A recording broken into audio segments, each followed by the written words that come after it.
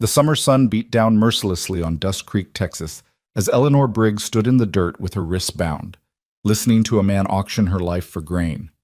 In 1875, desperation turned humans into commodities, and she was next. But when a tall cowboy stepped forward with eyes like steel and a voice steady as stone, everything changed. This is the story of how one man's conscience rewrote two destinies. Stay until the end and comment what city you're watching from. I want to see how far this story travels. The drought had been merciless that summer, the kind that stripped the land bare and exposed the raw bones of human nature beneath the veneer of civilization. In the small town of Dust Creek, Texas, located in the northern reaches of the state where the prairie met the edge of desperation, the year 1875 would be remembered not for rain or harvest, but for the day a woman was put up for sale in broad daylight, and the day a cowboy decided that some lines should never be crossed, no matter how hungry a man might be. Eleanor Briggs had not imagined her life would come to this moment. 20 years old, copper-haired, with eyes the color of creek water in spring, back when creeks still had water, she stood in the dusty street outside Harmon's General Store with her wrists tied together with rough hemp rope. The fibers bit into her skin, leaving angry red marks that would fade in time, though the memory of this day never would. Her blue calico dress, once pristine and carefully pressed, now hung limp against her frame, darkened with dust and sweat, clinging to her thin shoulders like a shroud. The sun hammered down from a sky bleached white with heat, the kind of oppressive, suffocating warmth that made it hard to draw breath, that made every movement feel like wading through molasses. Around her the town had gathered, not everyone, but enough. Enough to bear witness, enough to make her humiliation complete. Thomas Dunley, the man who called himself her guardian, though he had no legal right to the title, stood beside her like a carnival barker, his voice carrying across the dusty square with the practiced enthusiasm of a man who had given up his shame long ago. He was 50-something, with a belly that spoke of better times and a face weathered by whiskey and poor decisions. His shirt, stained with sweat under the arms, stuck to his broad back as he gestured wildly at the assembled crowd. "Good people of Dust Creek," he shouted, his voice hoarse but determined, "I come before you today with a proposition. Times are hard, I know that. You know that. We all know that. This drought has taken everything from all of us, our crops, our cattle, our hope." A few men nodded. Others shifted uncomfortably, unwilling to meet Eleanor's eyes but unable to look away entirely. "But I got something here that's worth more than gold in times like these," Dunley continued, placing a meaty hand on Eleanor's shoulder. She flinched at his touch, her jaw tightening, her gaze fixed on a point somewhere above the general store's sagging roof. "This here is Eleanor Briggs. Good stock, I assure you. She can read and write, was a school teacher back in Missouri before the hard times. She can cook, clean, sew, and she's strong despite appearances. She'll work hard for whoever takes her in." "You're talking about her like she's a horse," someone muttered from the crowd, a woman's voice, sharp with disapproval. "Times make us do things we wouldn't otherwise consider, Martha," Dunley shot back, irritation flashing across his features. "You got 6 children at home and barely enough flour to last the week. Don't you dare judge me for trying to survive."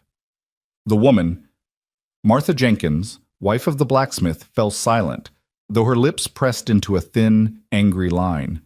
Eleanor's mind drifted as Dunley continued his pitch, his words washing over her like the hot wind that stirred the dust devils at the edge of town.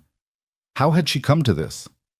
The question repeated itself endlessly, a litany of disbelief and sorrow. 6 months ago, she had been in St. Joseph, Missouri, teaching 12 children their letters in a one-room schoolhouse, living with her aunt in a modest but respectable home. Then the fever had come, scarlet fever, the doctor had called it, and within 2 weeks, her aunt was gone, leaving Eleanor alone with debts she couldn't pay, and a house that wasn't really hers. Thomas Dunley had appeared like a vulture circling carrion. He'd been a friend of her late uncle, he claimed, though Eleanor had never heard the man's name before. He'd offered to help settle her affairs, to give her safe passage to Texas, where he had connections and opportunities. Desperate and grieving, Eleanor had accepted, not understanding until too late that Dunley's help came with strings attached, strings that had become ropes, both figurative and literal. The journey south had been hard, traveling in a rattling wagon alongside Dunley and 2 other men whose names she'd never learned. who'd looked at her with eyes that made her skin crawl. They'd arrived in Dust Creek 3 weeks ago, and Dunley had installed her in a cramped room above the saloon, bringing her barely enough food to survive while he worked on arrangements. She'd tried to find honest work, but the town was too small, too poor, too desperate itself to take on a stranger with no family and no prospects. And then yesterday, Dunley had come to her room with the rope. 1 sack of grain, Dunley's voice cut through her reverie, sharp and insistent. That's all I'm asking, good people. 1 sack of grain, and she's yours. Think of it, a capable woman who can help with the house, the children, the crops. 1 sack of grain is nothing for what you're getting. Eleanor's eyes stung, though she refused to let tears fall. She would not give these people, these silent witnesses to her degradation, the satisfaction of seeing her break. Instead, she lifted her chin slightly, her gaze sweeping across the assembled crowd with as much dignity as she could muster. They were all there, the town's residents, or at least a representative sample. The shopkeepers and the farmers, the blacksmith and the barber, the saloon owner and the undertaker. Mrs. Henderson, the wife of the owner of Silver Ridge Ranch, stood near the back with her arms crossed, her expression unreadable. The sheriff, a tired-looking man named Garrett, who seemed older than his years, leaned against a post with his hat pulled low, making no move to intervene. Because what law was being broken, really? Eleanor wasn't a slave. Slavery had been abolished 10 years prior, but she also had no recourse, no power, no voice. In the brutal arithmetic of survival, she had become a commodity, her humanity reduced to a simple equation: 1 woman equals 1 sack of grain. Come now, Dunley pressed, desperation creeping into his voice as the silence stretched. Someone must need the help. Turner, what about you? You've got that big farm and only your wife to help. Surely a strong pair of hands would be worth a bit of grain. Abel Turner, a weathered man with a tobacco-stained beard, shifted his weight and looked away. Got no grain to spare, Dunley. Barely got enough to see us through to next planting as it is. Someone, then. Anyone. Dunley's voice rose, tinged now with panic. He'd clearly expected this to be easier, expected someone to step forward immediately. Eleanor wondered distantly what would happen if no one took the offer. Would he lower the price? Try another town? Or something worse? The crowd shuffled uncomfortably, a collective entity that wanted to disperse but couldn't quite muster the will to walk away. It was like watching an accident, horrifying, but impossible to ignore. Then a voice cut through the tension, calm and steady as bedrock. I'll take her home. Every head turned as one toward the source of the voice. Eleanor's breath caught in her throat as she found herself looking at a man she hadn't noticed before, though he must have been there all along, standing at the edge of the crowd near the hitching post where several horses dozed in the heat. He was tall, well over 6 feet, with the kind of lean, muscular build that came from years of hard labor rather than excess. His hat was dusty and worn, pulled low enough to shadow his face, but even from a distance, Eleanor could see the sharp line of his jaw, the straight nose, the mouth set in a firm line. He wore a simple cotton shirt, dark with sweat at the collar and underarms, tucked into work-worn pants held up by suspenders. A bandana hung loose around his neck, and his boots were scuffed and practical. But it was his eyes that struck her, gray-blue, like storm clouds over the prairie, and filled with something that might have been anger or sorrow, or perhaps both. They were fixed not on Dunley but on Eleanor herself. And in that gaze, she saw something she hadn't expected. Recognition. Not of her specifically, but of what this moment represented. The man stepped forward, his boots thudding softly in the dust, moving with the unhurried confidence of someone accustomed to making decisions and standing by them. The crowd parted before him like water before the prow of a ship. Caleb Rourke, someone whispered. Foreman at Silver Ridge. Eleanor had heard the name but knew nothing about him except that Silver Ridge was one of the largest cattle operations in the region, and that its owner, James Henderson, commanded respect throughout the territory. Caleb stopped a few feet from where Eleanor stood, his gaze never leaving hers. Up close, she could see the fine lines at the corners of his eyes, the shadow of stubble along his jaw, the way his hands hung loose and ready at his sides. He couldn't have been much older than 30, but something in his bearing suggested he'd lived more than his years would indicate. What was that? Dunley sputtered, clearly thrown off balance by the interruption. You'll what? I said I'll take her home, Caleb repeated, his voice carrying easily without being loud. There was a quality to it, a kind of quiet authority that demanded attention. Cut those ropes off her and step aside. Dunley's face cycled through several expressions: surprise, calculation, and finally, avarice. Well, now that's fine, just fine. But the price is 1 sack of grain, as I said. You got that, Rourke? Caleb's eyes finally left Eleanor's face, swinging to Dunley with an intensity that made the older man take an involuntary step backward. I'm not buying her. I'm taking her home because no human being should be standing here like this. Now cut those ropes. The sheriff straightened slightly, his hand moving to rest on the grip of his pistol, though he made no move to draw it. Now hold on, Caleb. I don't like this any more than you do, but Dunley here says she's in his care, and unless she objects, I object. Eleanor's voice surprised even herself, cracking slightly on the second word but gaining strength. I object to all of this. I never agreed to any of this. Mr. Dunley has no legal claim to me, no guardianship papers, no authority over me whatsoever. He offered me passage to Texas under false pretenses and has held me against my will ever since we arrived. A murmur rippled through the crowd, whispers exchanged behind raised hands. Dunley's face flushed an ugly red. That's a damn lie. I've been feeding you, housing you, and this is the thanks I get? Ungrateful girl, You should step aside, Caleb interjected, his voice dropping to something quieter but infinitely more dangerous. Right now, before this gets ugly. For a long moment, Dunley seemed to consider his options. He was bigger than Caleb, heavier, but there was something in the younger man's stance, a coiled readiness, a complete lack of fear, that apparently convinced him that pushing this confrontation would end poorly. His shoulders sagged slightly, and he made a dismissive gesture with one hand. Fine. Take her. She's more trouble than she's worth anyway. Eats too much, complains constantly, and enough. Caleb moved past Dunley as if he didn't exist, crossing the remaining distance to Eleanor in 3 long strides.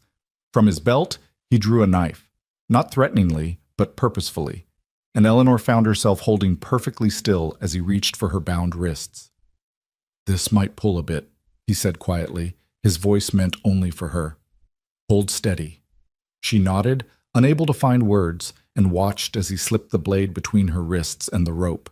He sawed carefully, mindful of her skin, and within seconds the rope fell away, landing in the dust with a soft thump that seemed disproportionately loud in the sudden silence. Eleanor's hand sprang apart, and she immediately began rubbing at her wrists where the rope had left deep red grooves. The relief was immediate and overwhelming, and she felt her knees buckle slightly, her body suddenly weak now that the tension was broken. Caleb's hand shot out, steadying her with a gentle grip on her elbow. Easy now. When's the last time you ate? Yesterday morning, she whispered. Some bread. Not much. His jaw tightened, a muscle jumping beneath the stubble. He glanced toward the general store, then back to her. Can you ride? Yes. I can ride. Good. He turned to address the crowd, his voice rising. Anyone have a problem with what just happened? You can take it up with me. But I'm telling you right now, if I hear about anyone else trying to pull something like this in this town, there will be consequences. We're better than this. Or at least we should be. No one spoke. The sheriff nodded slowly, apparently satisfied that the situation had resolved itself without violence. Mrs. Henderson, Eleanor noticed, was smiling slightly, a look of approval on her weathered face. Caleb guided Eleanor toward his horse, a sturdy bay gelding with intelligent eyes and a patient demeanor. He untied the reins from the hitching post with one hand, keeping his other hand lightly on Eleanor's elbow, as if afraid she might collapse again. Wait! Dunley's voice rang out one more time, petulant now. She's got belongings at the saloon, clothes and such. I'll send someone for them, Caleb replied without turning around. You leave them be or you'll answer to me. He helped Eleanor up into the saddle with surprising gentleness, his hands on her waist just long enough to boost her up before he swung up behind her in one smooth motion. The horse shifted slightly under the double weight, but made no complaint. As Caleb urged the gelding forward, Eleanor found herself acutely aware of the solid warmth of his chest against her back, the strength in the arms that reached past her to hold the reins. She could smell sun-warmed cotton and leather, and underneath that, something clean and fundamentally human that made her feel, for the first time in weeks, safe. They rode slowly through town, past the watching faces, past the general store and the saloon, past the church with its white steeple and the schoolhouse that stood empty for summer. No one said a word. No one tried to stop them. The only sound was the rhythmic clop of the horses' hooves and the distant cry of a hawk circling overhead. Once they cleared the edge of town, Caleb urged the horse into an easy canter, and the hot wind that had felt suffocating in town suddenly became almost refreshing, stirring Eleanor's hair and drying the sweat on her forehead. She closed her eyes for a moment, letting the motion of the horse and the fading adrenaline wash over her. "You all right?" Caleb's voice rumbled from behind her, pitched low enough that it felt almost intimate. "I don't know," she answered honestly. "I think so. I can't quite believe what just happened." "Which part? The auction or the rescue?" "Both, all of it." She paused, gathering courage, then asked the question that had been burning in her mind since he'd first spoken. "Why did you do that? You don't know me. You don't owe me anything." For a long moment he didn't answer, and Eleanor wondered if perhaps she'd overstepped, if asking too many questions might make him reconsider his intervention. But then he spoke, his voice carrying a weight that suggested old wounds, old regrets. "Because no decent man could stand there and do nothing. Because I've seen what happens when good people stay silent. Because someone had to step forward, and today, I guess that someone was me." It wasn't the answer she'd expected. She'd half thought he might claim her for himself, might reveal that his rescue had strings attached just as Dunley's help had. But there was a sincerity in his words that made something tight in her chest begin to loosen. "Where are you taking me?" she asked after another stretch of silence, watching as the landscape rolled past them. Endless prairie grass turned brown by drought, the occasional twisted mesquite tree, a sky so vast and blue it seemed to swallow everything. "Silver Ridge Ranch," he replied, "about 8 miles north of town. Mr. and Mrs. Henderson own it. They're good people." "Mrs. Henderson will help you get settled, make sure you're fed, and have a proper place to sleep. You'll be safe there." "And then what?" The question came out smaller than she'd intended, tinged with the fear that had become her constant companion over the past weeks.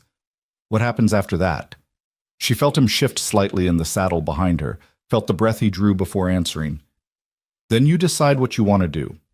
You're free, Miss Briggs, truly free. You can stay at the ranch as long as you need to, or you can move on when you're ready, but you're not beholden to anyone, not to Dunley, not to me, not to anyone." The words were simple, but their import was staggering. Freedom. The concept felt almost foreign after weeks of being controlled, manipulated, threatened. Could it really be that simple? Could this stranger truly be offering her safety without expectation? "I don't understand," she whispered. Why would the Hendersons take in a stranger? What do you get out of this?" "Peace of mind," Caleb answered immediately. "The knowledge that we did the right thing. Isn't that enough?" Eleanor didn't know how to respond to that, so she fell silent, letting the miles pass beneath them as they rode north across the drought-stricken land. The sun had begun its slow descent toward the western horizon, painting the sky in shades of orange and gold, and despite everything, despite the trauma of the day, the uncertainty of her future, the ache in her wrists, and the hollow feeling in her stomach, she felt something she hadn't felt in a long time. Hope. Silver Ridge Ranch appeared on the horizon gradually, resolving itself from a distant smudge into a collection of buildings nestled in a shallow valley where a creek bed wound like a dry scar through the landscape. There was a main house, 2 stories tall, with a wide porch wrapped around the front and sides, several barns and outbuildings, and a network of corrals where horses and a few head of cattle milled about in the golden afternoon light. As they drew closer, Eleanor could see more details. The vegetable garden beside the house, struggling but alive despite the drought. The windmill turning slowly in the breeze. A woman in a practical dress and apron standing on the porch, one hand shading her eyes as she watched their approach. Mrs. Henderson, for Eleanor assumed this was she, was perhaps 50, with steel-gray hair pulled back in a severe bun and a face that spoke of strength tempered by kindness. She descended the porch steps as Caleb guided the horse into the yard, her expression shifting from curious to concerned as she took in Eleanor's disheveled appearance. Caleb dismounted first, then reached up to help Eleanor down. Her legs wobbled when her feet hit the ground, and she gripped his forearm for support, embarrassed by her weakness but unable to deny its reality. "Margaret," Caleb addressed Mrs. Henderson with a slight nod. "This is Eleanor Briggs. She's had a rough day and could use some help." Mrs. Henderson's eyes narrowed as they swept over Eleanor, the torn dress, the marks on her wrists, the hollow look of hunger and fear. Her lips pressed into a thin line, and when she spoke, her voice carried a hint of steel beneath the warmth. "What happened?" "Dunley tried to sell her in town," Caleb said bluntly. "Auction style, for a sack of grain." Mrs. Henderson's expression darkened, a flush of anger coloring her cheeks. "That snake, I always knew he was no good, but this?" She shook her head, then turned her full attention to Eleanor, her features softening. "Well, you're safe now, child. Come on inside. Let's get some food in you and see about those wrists." Eleanor opened her mouth to thank her, to explain, to apologize for the imposition, but Mrs. Henderson waved away whatever she'd been about to say. "No need for words right now. Come."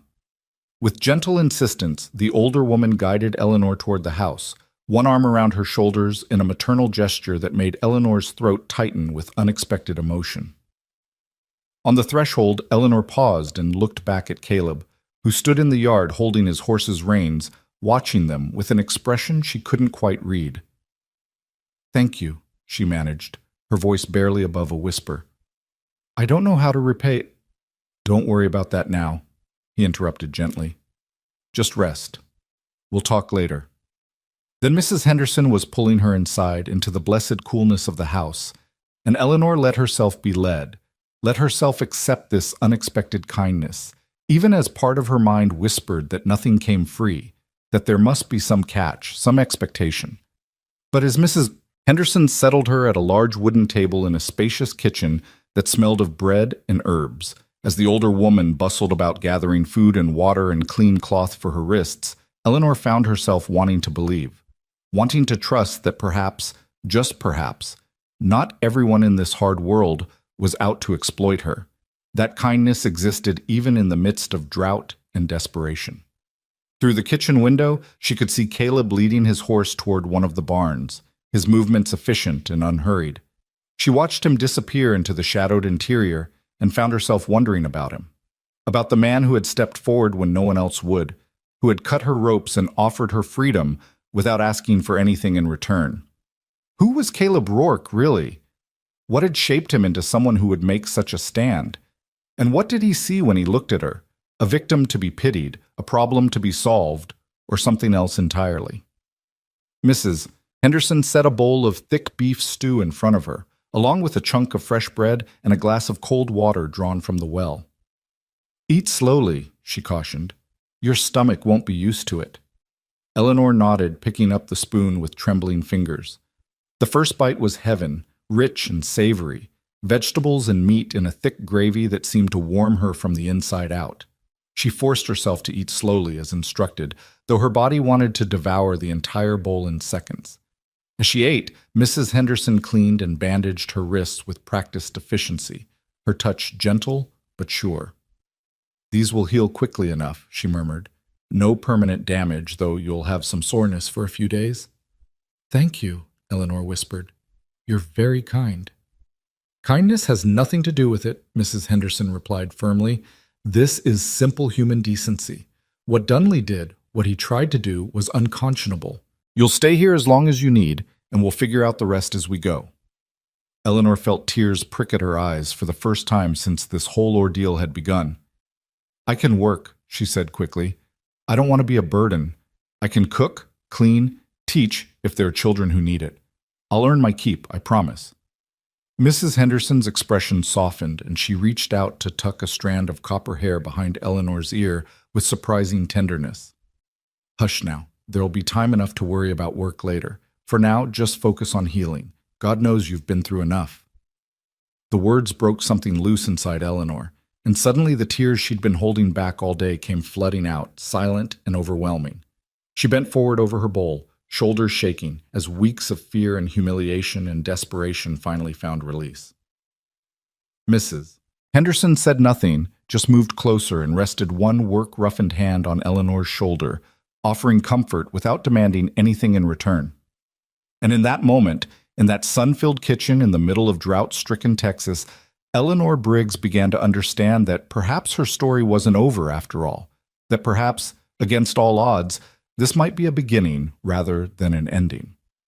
Outside, the sun continued its descent toward the horizon, painting the dry land in shades of gold and amber. Somewhere in the barns, Caleb Rourke unsaddled his horse and thought about the woman with copper hair and frightened eyes, and wondered what tomorrow would bring.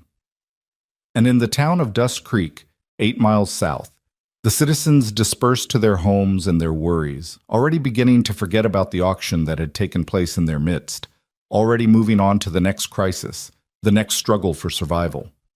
But Eleanor would never forget, neither would Caleb. And in the days and weeks to come, the ripples from that hot summer afternoon would spread outward in ways neither of them could have anticipated, changing lives and futures in ways both subtle and profound. For now, though, there was food and safety, clean water and gentle hands, the promise of a bed with clean sheets, and the absence of fear. For now, that was enough. It was more than enough. It was everything. Eleanor woke to the sound of roosters crowing and the pale gray light of dawn filtering through white cotton curtains. For a disorienting moment, she couldn't remember where she was. The bed beneath her was too soft, the sheets too clean, the air too quiet, and panic fluttered in her chest like a trapped bird. Then memory returned in a rush. The auction, Caleb Rourke, the ride to Silver Ridge, Mrs. Henderson's gentle hands tending her wounds. She sat up slowly, her body protesting with a symphony of aches and pains that spoke to weeks of poor sleep and insufficient food. The room around her was simple but comfortable. Whitewashed walls, a sturdy dresser with a wash basin and pitcher, a chair by the window, and the bed she currently occupied with its quilt pieced together from dozens of different fabrics in a pattern that must have taken months to complete. Someone had laid out a clean dress on the chair, pale green cotton, that looked about her size, along with fresh undergarments and a pair of simple shoes. The kindness of it made her throat tight. She rose and crossed to the wash basin, pouring water from the pitcher and splashing her face, gasping slightly at the cold shock of it. In the small mirror hung above the dresser, she studied her reflection. Copper hair tangled and wild, face too thin, shadows like bruises under her eyes. She looked like what she was, a woman who had been surviving rather than living, who had forgotten what it felt like to be treated as human rather than burden. But her eyes, she noticed, looked different this morning. Less haunted. The constant edge of fear that had become her baseline had softened, replaced by something that might almost be hope.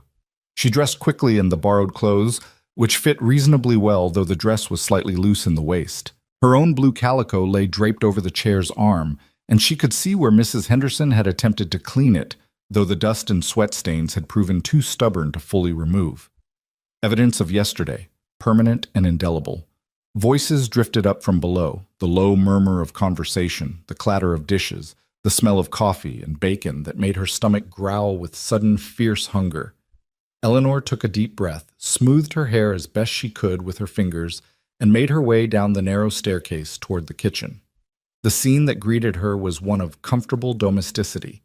Mrs. Henderson stood at the stove, flipping bacon in a large cast-iron skillet, while a man Eleanor hadn't met yet sat at the table reading a newspaper, his reading glasses perched on the end of his nose. He was perhaps 55, with a full beard going gray, and the weathered look of someone who spent most of his time outdoors. This would be James Henderson, she surmised, owner of Silver Ridge Ranch. Both looked up as she entered, and Mrs. Henderson's face broke into a warm smile. "There you are, dear. I was wondering if you'd sleep through breakfast. Come, sit. You must be starving." "I don't want to impose," Eleanor began, but Mr. Henderson cut her off with a wave of his hand. "Nonsense. Margaret, get the girl some coffee. She looks like she needs it." His voice was gruff but not unkind, and his eyes held the same shrewd assessment Eleanor had noticed in his wife.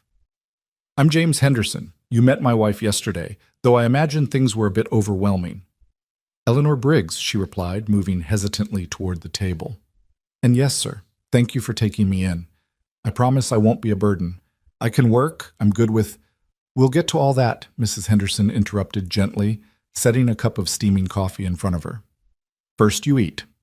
Then we talk. That's the order of things in this house." Eleanor wrapped her hands around the cup, grateful for its warmth despite the already climbing temperature outside. She sipped carefully, letting the bitter heat of it ground her in the moment, in the reality of her situation. She was safe. She was fed. She was, for the first time in weeks, among people who seemed to genuinely care about her welfare without expecting anything immediate in return. Mrs. Henderson began loading a plate with bacon, eggs, and thick slices of bread toasted golden brown. She set it before Eleanor with a look that brooked no argument. "Eat." Eleanor ate, forcing herself to pace despite the urgency of her hunger. Across the table, Mr. Henderson folded his newspaper and studied her with the kind of direct gaze that missed nothing. "Caleb told us what happened in town yesterday," he said without preamble. "That business with Dunley. Disgusting affair, if you ask me. Man should be horsewhipped." "James, bis asamissa," Henderson said warningly, but her husband shook his head. "No, Margaret, it needs saying. Miss Briggs deserves to know where we stand on the matter." He turned back to Eleanor. "What Dunley tried to do was wrong. Period. No qualifications, no excuses. You're welcome here as long as you need, and if that son of a bitch shows his face on my property, I'll shoot him for trespassing." The vehemence in his voice startled Eleanor, but it also reassured her in a way nothing else could have. These people weren't just offering empty charity. They were genuinely angry on her behalf, genuinely committed to protecting her. "Thank you," she managed around the lump in her throat. "I don't know what I would have done if Mr. Rourke hadn't stepped in." "Caleb's a good man," Mrs. Henderson said, returning to her position at the stove. "Best foreman we've ever had, and believe me, we've had a few over the years. He's got a strong sense of right and wrong, that one. Doesn't always make him easy to work with. He's got opinions, and he's not shy about sharing them. But you want someone like that on your side when things get difficult." "Where is he now?" Eleanor asked, then immediately worried she'd been too forward, too interested. But Mrs. Henderson just smiled. "Out with the hands, checking the creek beds. We're hoping for water, though honestly, I think we're all just going through the motions at this point. This drought has been going on so long, I've half forgotten what rain looks like." She paused, her expression softening. "He'll be back for lunch, I expect. The men always are. I make sure they eat properly, at least." The morning passed in a gentle rhythm that felt almost surreal to Eleanor after weeks of tension and fear. Mrs. Henderson kept her occupied with small tasks, shelling peas, folding laundry, polishing silver, work that was companionable rather than demanding, that allowed for conversation without requiring it. The older woman spoke of the ranch, of the drought's impact, of the careful management required to keep cattle alive when water was scarce and grass scarcer still. "We've had to sell off nearly half the herd," she explained as they worked side by side at the kitchen table, Eleanor's hands moving automatically through the familiar motion of splitting pea pods. "Can't sustain them all, not with the water situation what it is. James hates it. Every cow sold is money lost and years of breeding work undone. But there's no choice. You do what you have to do to survive." "That seems to be the theme of these times," Eleanor said quietly. "Everyone doing what they have to do." Mrs. Henderson's hands stilled in their work, and she looked at Eleanor with eyes that held deep understanding. "There's a difference between survival and cruelty, though. Dunley crossed a line that should never be crossed. Some things you don't do, no matter how hard times get. Some lines you don't cross." Before Eleanor could respond, the sound of boots on the porch announced someone's arrival. The kitchen door swung open, and Caleb Rourke stepped inside, pulling off his hat and running one hand through dark hair damp with sweat. His eyes found Eleanor immediately, a quick assessing look that seemed to take in everything about her current state. The clean dress, the better color in her face, the calmer set of her shoulders. "Mrs. Henderson," he acknowledged with a slight nod. Then to Eleanor, "Miss Briggs, you look better." "I feel better," she replied, aware that her heart had picked up its pace for reasons she didn't want to examine too closely. In the clear light of day, she could see him more clearly than she had yesterday, the strong planes of his face, the gray-blue eyes that seemed to hold depths she couldn't fathom, the way he moved with unconscious grace despite obvious fatigue. "Thanks to everyone's kindness. You're staying, then?" It was phrased as a question, but something in his tone suggested he already knew the answer, or at least hoped for a particular response. If Mrs. Henderson will have me, yes, at least until I can figure out what comes next. Good. The single word carried weight beyond its simple meaning. He turned to Mrs. Henderson. The South Creek bed is completely dry. Not even mud anymore, just cracked earth. We'll need to move the remaining cattle to the north pasture, see if we can make the water there stretch a bit further. Mrs. Henderson sighed, the sound heavy with worry. How much longer can we hold out? A month? Maybe 6 weeks if we're careful. Caleb's expression was grim. After that, we'll need rain, or we'll be selling off more than cattle. The horses will have to go too, all but the essentials. The conversation shifted to ranch business, technical details about water management and cattle rotation that Eleanor only partially understood. She continued her work with the peas, content to listen, to absorb the rhythms of this place that had become her unexpected sanctuary.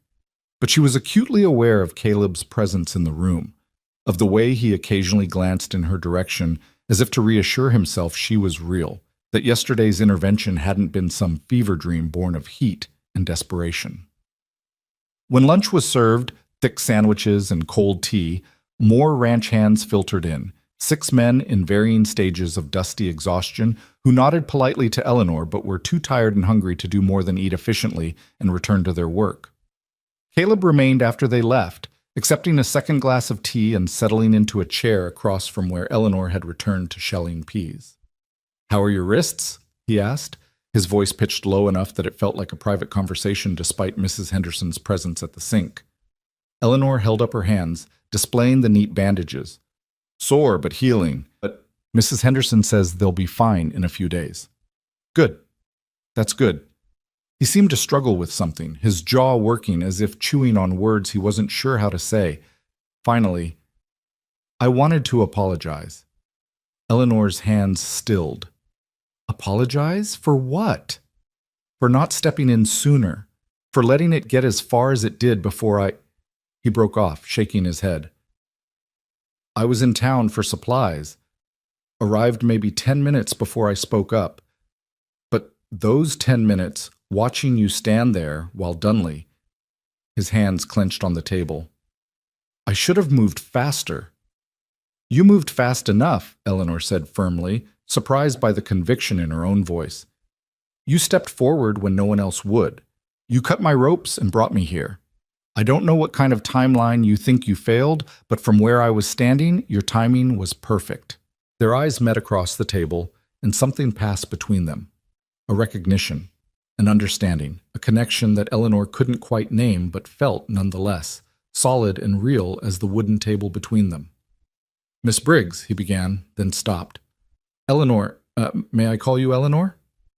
"Yes, and I'll call you Caleb, if that's all right." "It's all right." The corner of his mouth lifted in what might have been the beginning of a smile. "I wanted to explain something about why I did what I did yesterday." Eleanor waited, her hands forgotten in the bowl of peas, her full attention on the man across from her.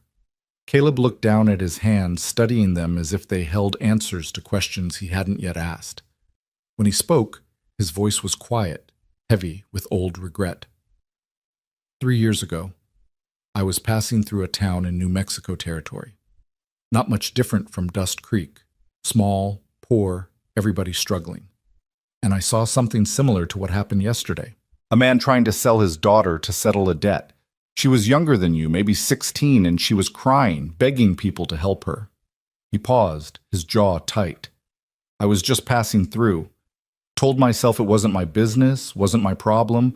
Told myself that if I got involved, I'd just make things worse, that I didn't know the full situation. So I rode on, bought my supplies and left town, and I've regretted it every day since.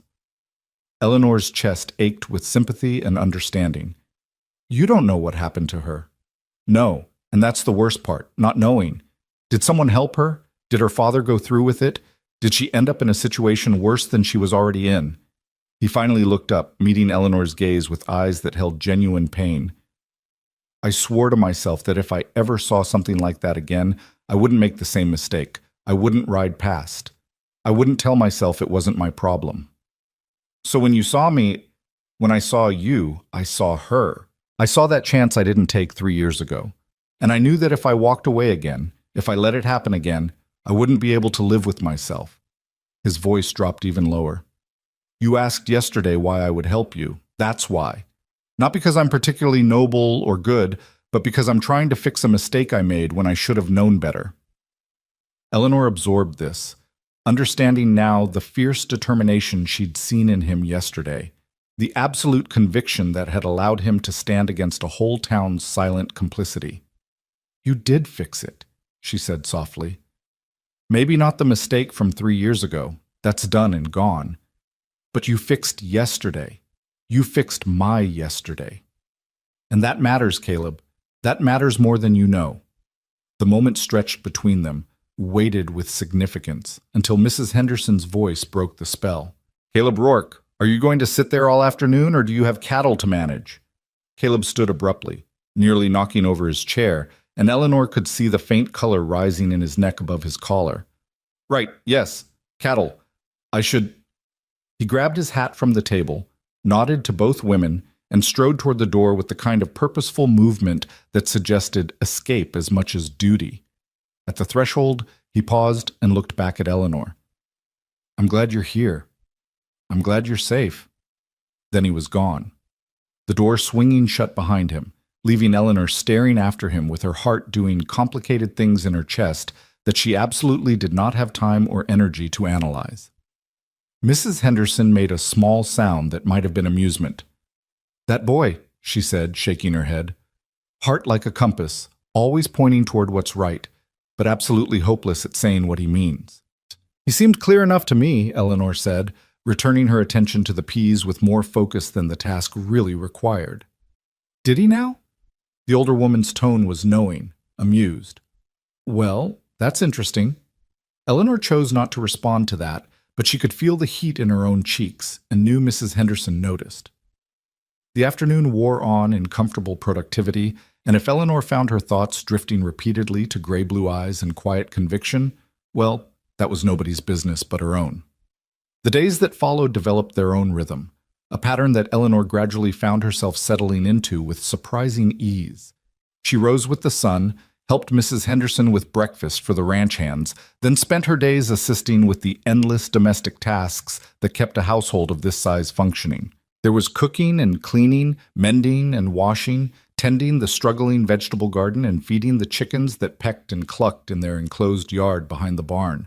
It was honest work, satisfying in its tangible results, and Eleanor threw herself into it with determination born of genuine gratitude and a need to prove her worth.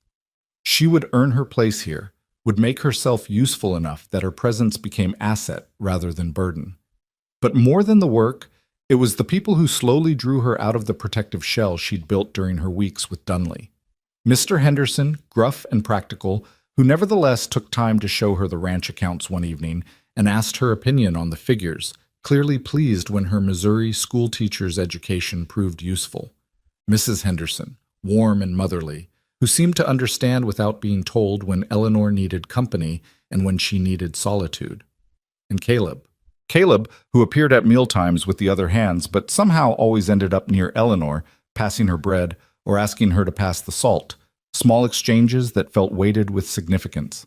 Caleb, who she sometimes caught watching her from across the yard as she hung laundry or tended the garden, his expression unreadable but intent. Caleb, who kept a respectful distance, but whose presence she'd become acutely aware of, as if some internal compass had been calibrated to track his movements around the ranch.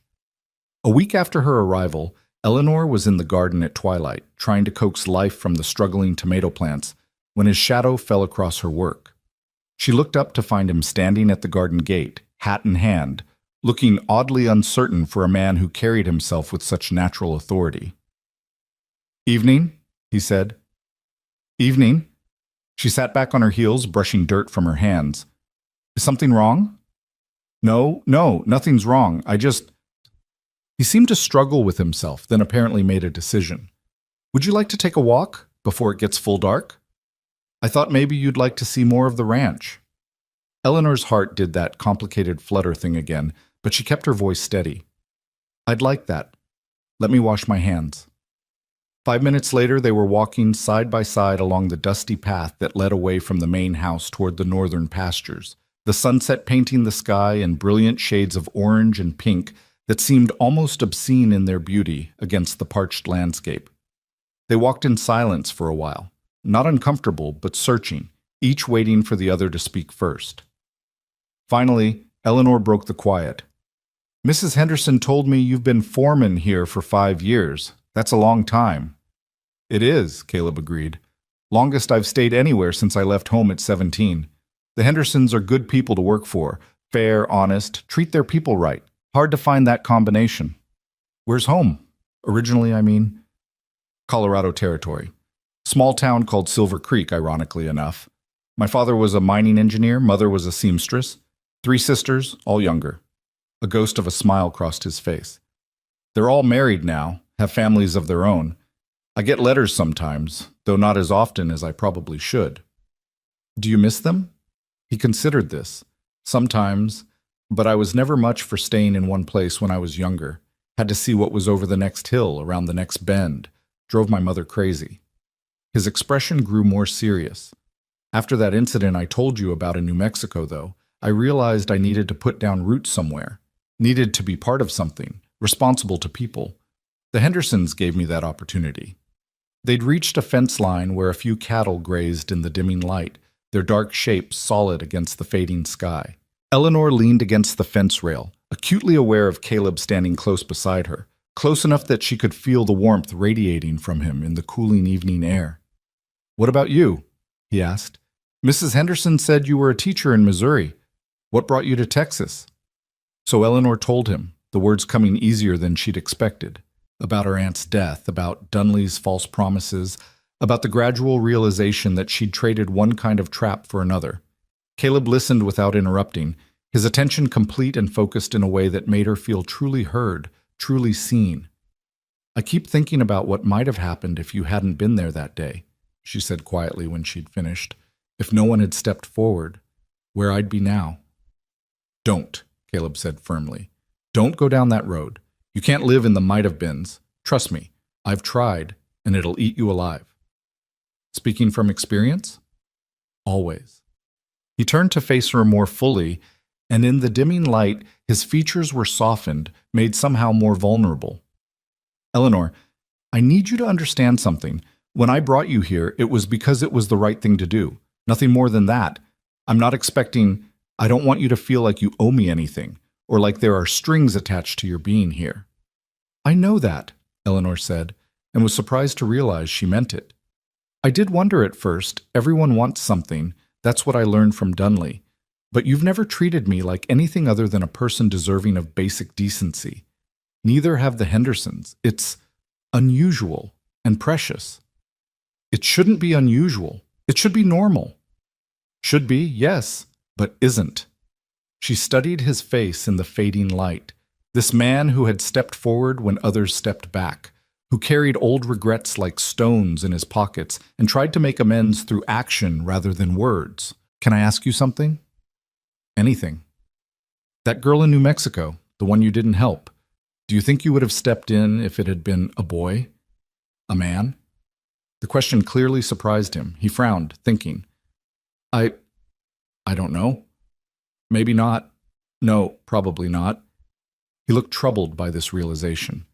Then maybe part of what you're trying to fix isn't just that you didn't help, but that you didn't see a person first. You saw a girl, someone who should have been able to ask men for help. And when that failed, you saw it as their failure rather than your opportunity. Caleb absorbed this in silence, and Eleanor worried she'd overstepped, had pushed too hard into territory that wasn't hers to explore. But then he nodded slowly. "You're right. I didn't think of it that way, but you're absolutely right. I saw her as someone else's responsibility, her father's, or the men in that town who knew her family. It never occurred to me that I could just help, that it could be that simple. And now? Now I know better. Now I understand that if you see something wrong and you have the power to change it, you're responsible for that choice. Doesn't matter if it's your business or not.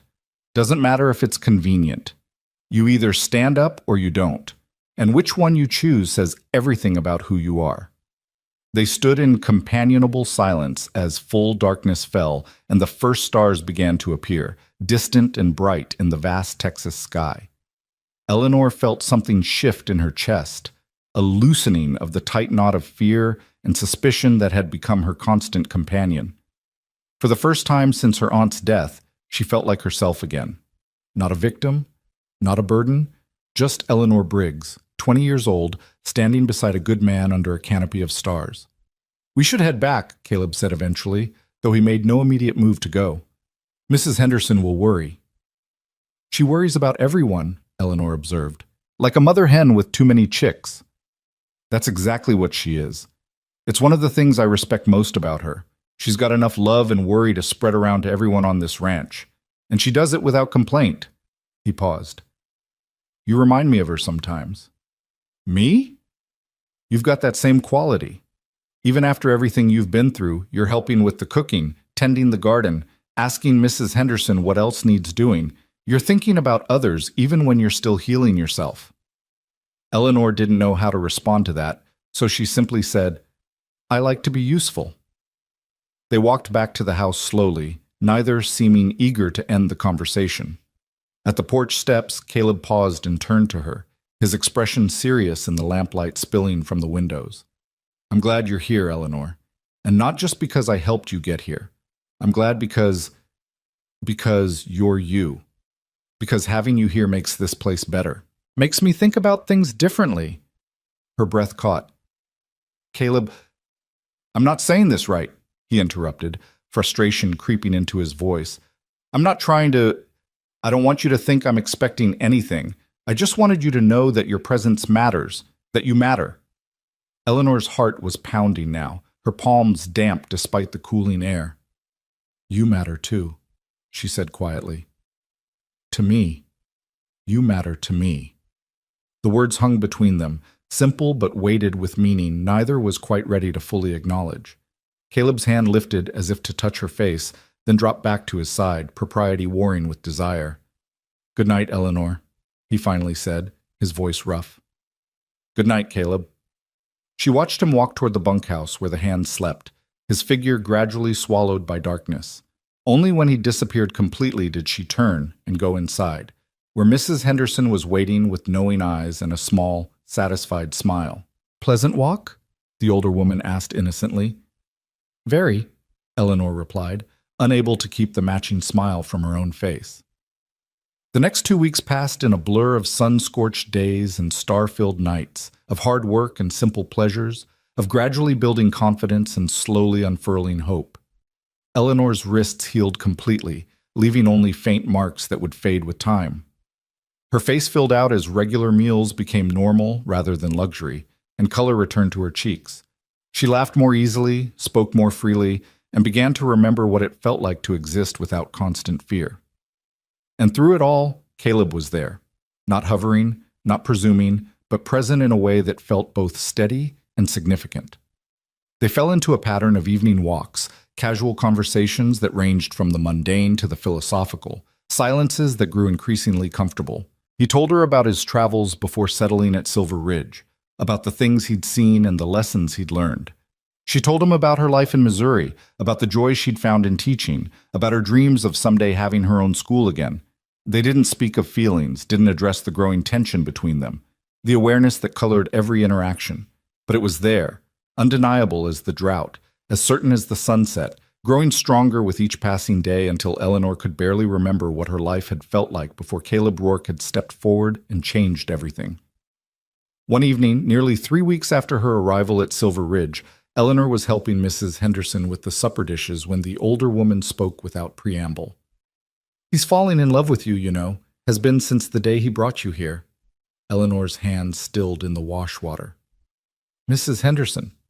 "Oh, don't Mrs. Henderson me in that tone. I've got eyes, girl, and I've known Caleb Rourke for 5 years. I've never seen him look at anyone the way he looks at you." She fixed Eleanor with a direct stare. "Question is, how do you feel about him?" Eleanor's first instinct was to deflect, to claim she hadn't thought about it, but the lie stuck in her throat. Mrs. Henderson deserved honesty, and more than that, Eleanor deserved to be honest with herself. "I think," she said slowly, carefully, that I'm terrified. Because I care about him more than I expected to, more than I probably should, given how recently we met. But everything that happened with Dunley, everything I went through, it made me wary of trusting my own judgment. What if I'm just grateful? What if I'm confusing rescue with affection? Mrs. Henderson made a dismissive sound. Honey, do you feel the same way about James? He gave you shelter too. What about me? We fed you, clothed you, took you in. Do you have romantic feelings for us? Of course not, but that's different. Is it? Or is it that you're looking for reasons to deny what you feel because you're scared? The older woman's voice softened. I understand fear, Eleanor. God knows we've all got our share of it. But don't let what Dunley did steal more from you than he already has. Don't let him take away your chance at happiness because you're afraid to trust your own heart. Eleanor swallowed hard against the tightness in her throat.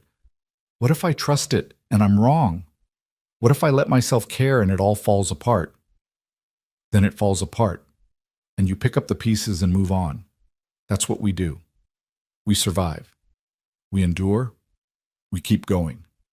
Mrs. Henderson placed a soapy hand on Eleanor's shoulder. But what if you're right? What if this thing growing between you and Caleb is real and true and worth taking a risk for? Are you really going to let fear keep you from finding out? The question stayed with Eleanor long after the dishes were done, after she'd climbed the stairs to her borrowed room, after she'd changed into her nightgown and settled into bed. Sleep eluded her as she stared at the ceiling, thinking about choices and chances, about the difference between foolish trust and brave vulnerability.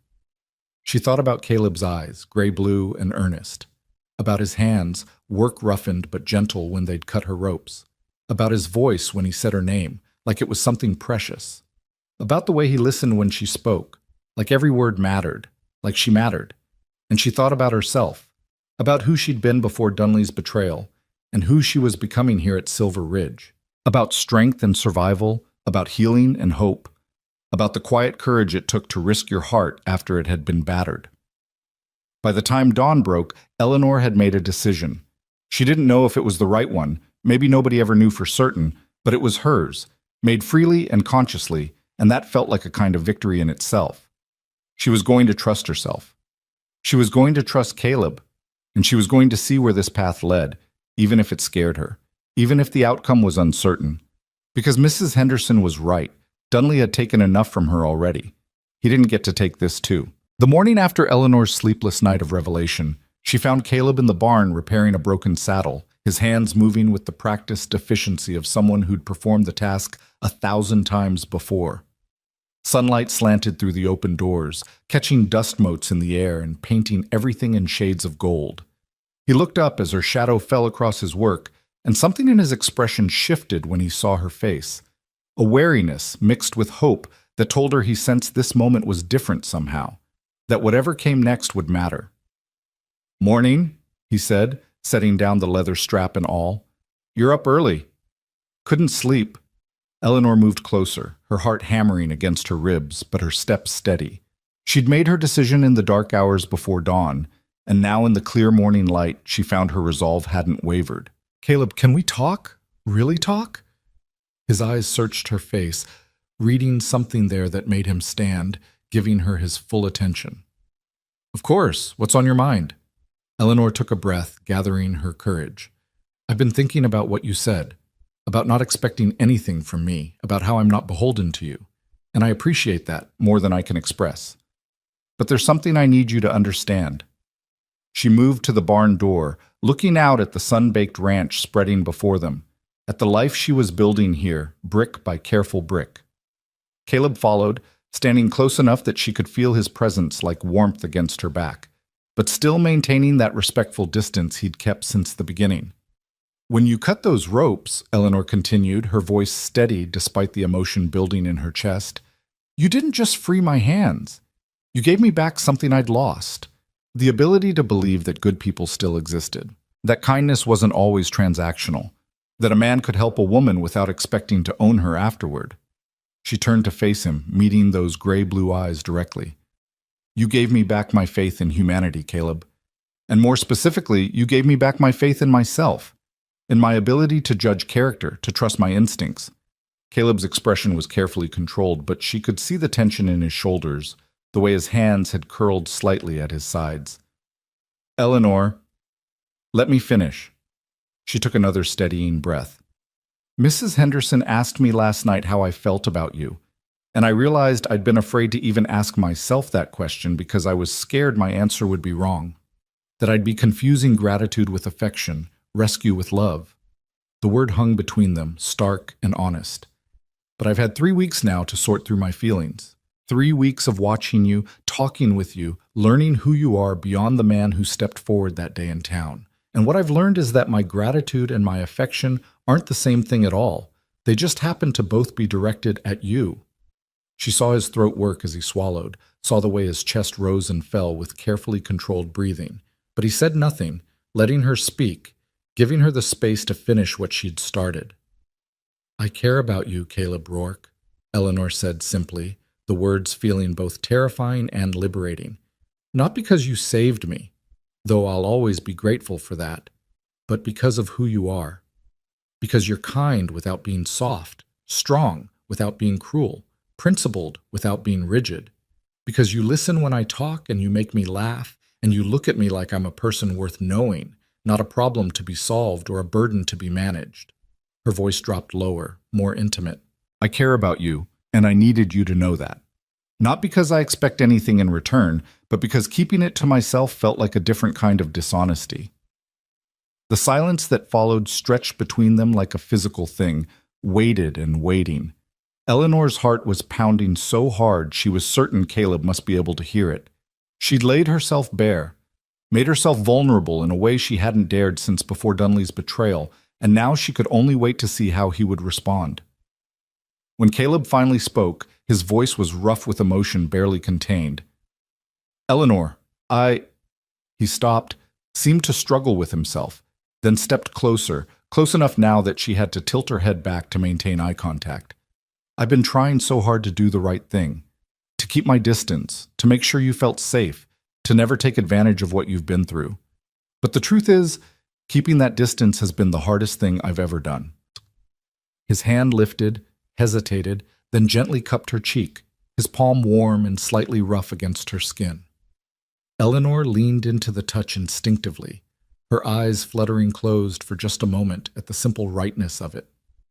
I think about you constantly, Caleb continued, his thumb brushing softly across her cheekbone. I wake up thinking about whether you slept well. I spend my days finding excuses to come back to the house, hoping I'll catch a glimpse of you. I lie awake at night remembering things you said, the way you laugh, the little crease that appears between your eyebrows when you're concentrating. He gave a short, self-deprecating laugh. I'm gone on you, Eleanor Briggs. Have been since that first evening walk when you called me out for only seeing that girl in New Mexico as someone's daughter instead of as a person in her own right. You're brilliant and brave and beautiful, and spending time with you has become the best part of my days. Eleanor's breath caught, her hand lifting to cover his where it still rested against her face. Then why the distance? Why all the careful propriety? Because I was terrified, Caleb admitted. Terrified that if I pushed too fast or came on too strong, you'd feel obligated. That you'd say yes because you felt you owed me, not because you actually wanted to. The last thing I ever wanted was for you to feel trapped again, even in a gilded cage of kindness. His eyes searched hers with an intensity that made her feel seen down to her soul. I needed you to have time and space to heal, to figure out what you wanted without pressure from me. Even if what you wanted was to leave, to build a life somewhere else, with someone else. I don't want someone else, Eleanor said firmly. I want you. Not because you saved me, but because of every moment since. Because you gave me space when I needed it, and presence when I craved it. Because you see me as whole and capable, even when I feel broken and lost. She moved closer still, until barely a breath separated them. I want to see where this goes, Caleb. I want to stop pretending there's nothing between us and actually explore what there could be. Are you sure? His voice was barely above a whisper now, his free hand coming to rest lightly on her waist. Because once we cross this line, I'm not going to be able to go back. I'm already in too deep as it is. I'm sure. Eleanor rose up on her toes, bringing her face level with his, so close she could see the darker ring around his irises, could count the individual whiskers along his jaw. I'm terrified and uncertain and still healing from everything that happened, but I'm sure about this. About you. About us. The kiss, when it finally came, was gentle and questioning, a soft press of lips that asked permission even as it granted it. Eleanor felt something unfurl in her chest, a tight knot of fear and doubt loosening under the tenderness of Caleb's touch. His arms came around her, careful but secure, holding her close without constraining her, and she let herself sink into the embrace, into the moment, into the terrifying and wonderful reality of allowing herself to feel again. When they finally broke apart, both slightly breathless, Caleb rested his forehead against hers, his eyes closed, a smile playing at the corners of his mouth. "Well," he said softly, "that was worth the wait." Eleanor laughed, the sound surprising her with its ease and joy. "Just 3 weeks, Caleb. Hardly an eternity." Felt like one. He pulled back just far enough to look at her properly, his hand still resting on her waist. "Eleanor, I need you to know that this doesn't change anything about your place here. You're still free to stay or go as you choose. Still free to change your mind if—" She silenced him with another kiss, this one more confident, more certain. "Stop trying to give me an exit before we've even started," she murmured against his lips. "I know what I'm choosing. Trust me to make my own decisions." "I do trust you. It's myself I'm not sure about. Whether I can be what you need, whether—" "Caleb!" Eleanor cupped his face in both hands, making him look at her. "You already are what I need. You're honest and kind and good. You challenge me to think differently and support me when I'm struggling. You make me feel safe without making me feel helpless. What more could I possibly need?" His expression softened into something that looked almost like wonder. "How did I get this lucky?" "We both got lucky," Eleanor corrected. "In the middle of drought and hardship and desperation, we found each other. That's not luck. That's grace." They stood there in the barn doorway, wrapped in each other's arms as the morning sun climbed higher and the ranch began to stir with the day's activities. Eventually, the sound of Mrs. Henderson calling for breakfast broke the spell, and they reluctantly separated, though Caleb kept hold of Eleanor's hand as they walked toward the house. "She's going to give us that knowing look," Eleanor predicted, fighting back a smile. "She's been giving us that knowing look for 2 weeks now," Caleb replied, his thumb tracing circles on the back of her hand. "This will just confirm what she already suspected." He was right. The moment they entered the kitchen together, Mrs. Henderson took one look at their linked hands and their matched expressions of quiet happiness, and her face broke into a triumphant grin. "Well, it's about time," she announced to the room at large. "I was beginning to think you two would dance around each other until the drought broke." Mr. Henderson looked up from his coffee, took in the situation with a single glance, and nodded approvingly. "Good," seeing that. He raised his coffee cup in a small toast. "You have my blessing, for whatever that's worth, both of you." Eleanor felt warmth bloom in her chest at the casual acceptance, at the way these people who had become like family simply folded this new development into the fabric of their daily life without drama or complication. This was what family felt like, she realized. Not blood and obligation, but choice and care. The decision to support each other through whatever came. The days that followed took on a new quality, like the world had been repainted in brighter colors. Eleanor still helped Mrs. Henderson with household tasks, still tended the struggling garden and fed the chickens. But now there were stolen moments throughout the day, Caleb finding excuses to come by the house, their hands brushing as they passed in doorways, quiet conversations on the porch after supper while the stars emerged overhead. They talked about everything and nothing, sharing stories from their pasts and dreams for their futures. Eleanor told him about the students she'd taught in Missouri, about the satisfaction she'd found in watching understanding dawn on a child's face when they finally grasped a difficult concept.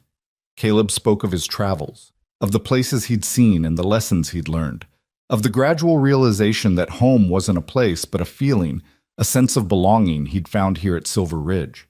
"Do you miss teaching?" Caleb asked one evening as they sat on the porch steps, watching the sunset paint the sky in impossible shades of orange and crimson.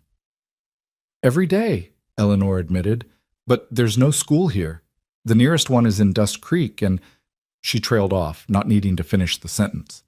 The memory of that town square, of standing with bound wrists while people looked away, was still too fresh to imagine herself returning there regularly.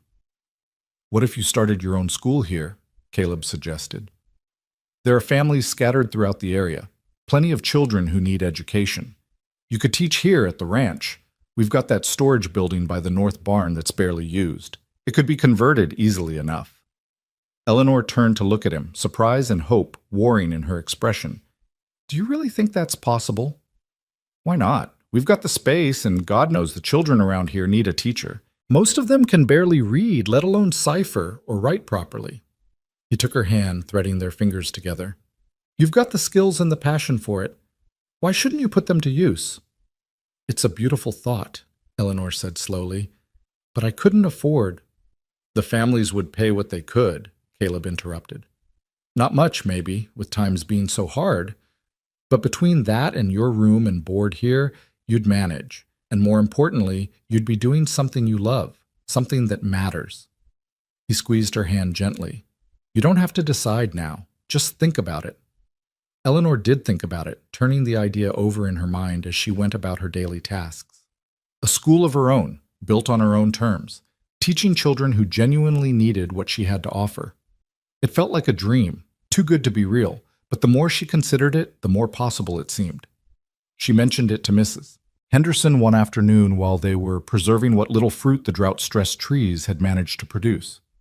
The older woman's face lit up immediately. "What a wonderful idea! Oh, Eleanor, you should absolutely do it. There are at least a dozen families within riding distance who would send their children. I'm certain of it." "You don't think it's too ambitious? Too soon?"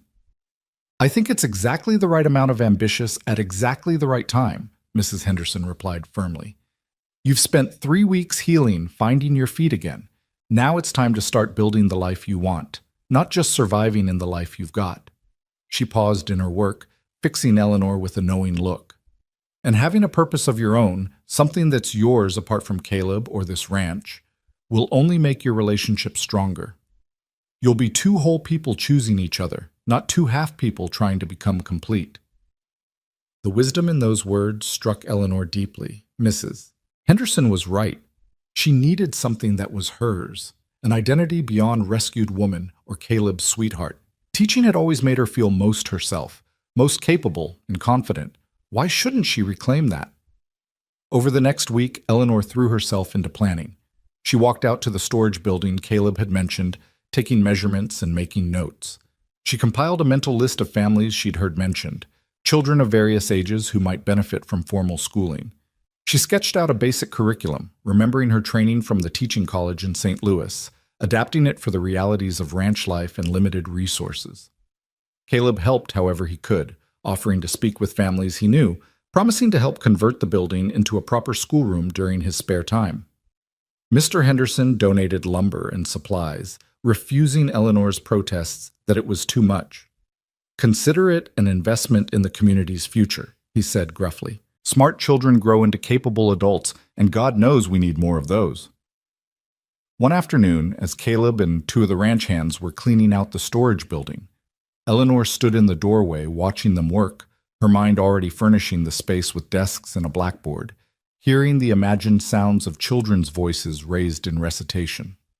She was so lost in her vision of the future that she didn't hear Caleb approach until he spoke from directly behind her. "Penny for your thoughts." Eleanor leaned back against him, letting his arms come around her waist, savoring the solid comfort of his presence. "I was just imagining it all set up.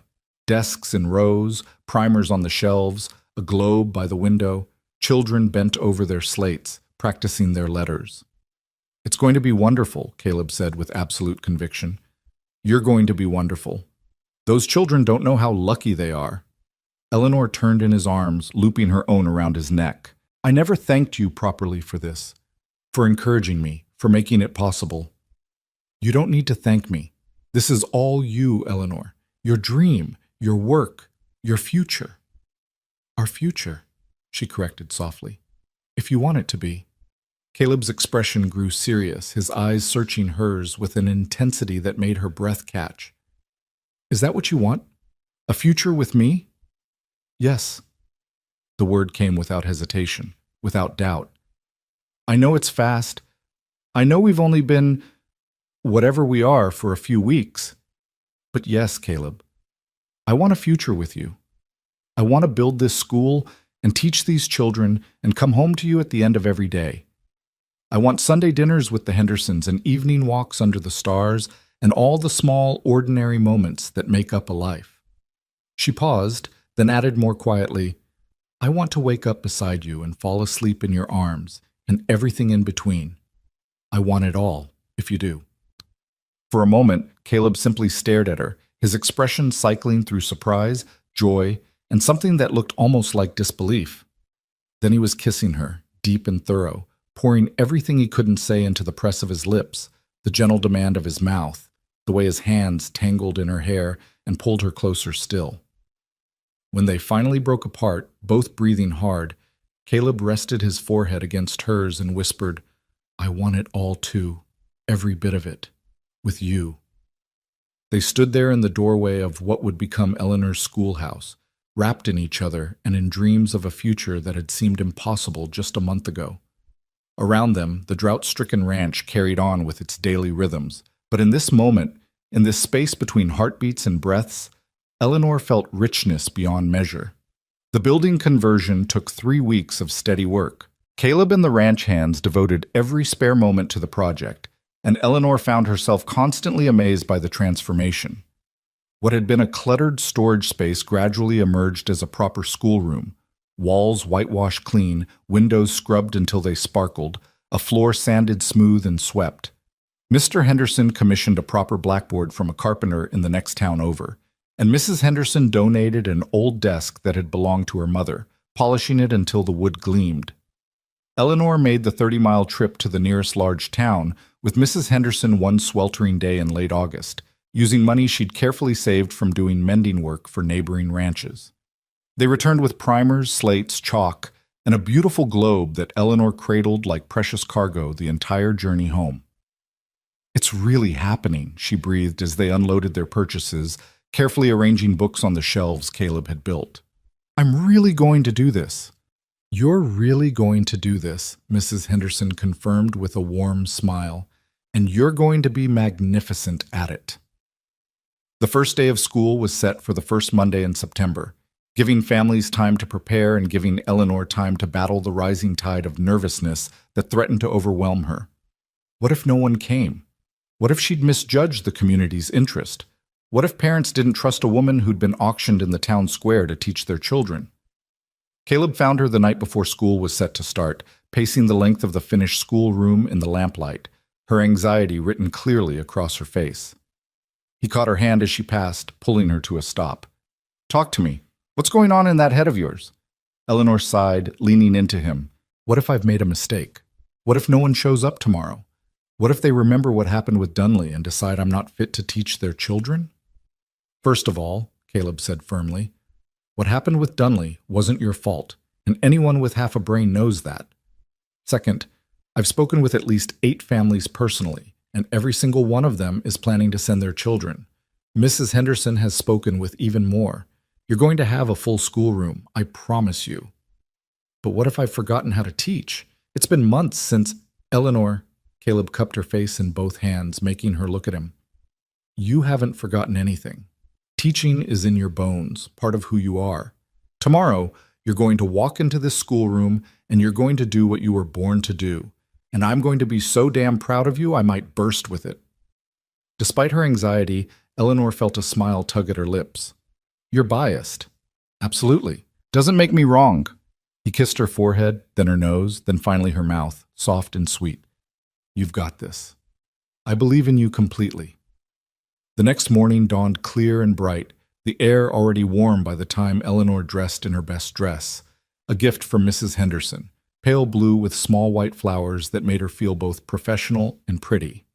She braided her copper hair into a neat coronet, took a deep breath to settle her nerves, and made her way to the schoolhouse.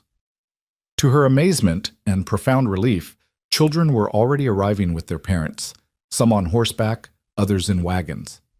She counted them as they came: 3 children from the Porter family, 4 from the Mitchells, 2 from the widow Lawson. By the time she rang the bell to signal the start of school, she had 17 students ranging in age from 6 to 14, their faces reflecting varying degrees of excitement, nervousness, and suspicion. Eleanor stood before them, her heart pounding but her voice steady as she introduced herself. "Good morning. My name is Miss Briggs and I'll be your teacher. Some of you may know me, some may not. I'm originally from Missouri, where I taught in a one-room schoolhouse, much like this one. I love reading and learning and helping others discover the joy of knowledge. My goal is to help each of you learn to read, write, and cipher well enough that you'll have choices in your futures, choices about what you do, where you go, who you become."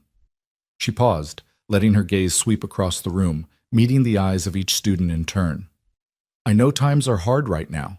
I know that for many of you, coming to school means time away from helping your families with necessary work. I won't waste that time.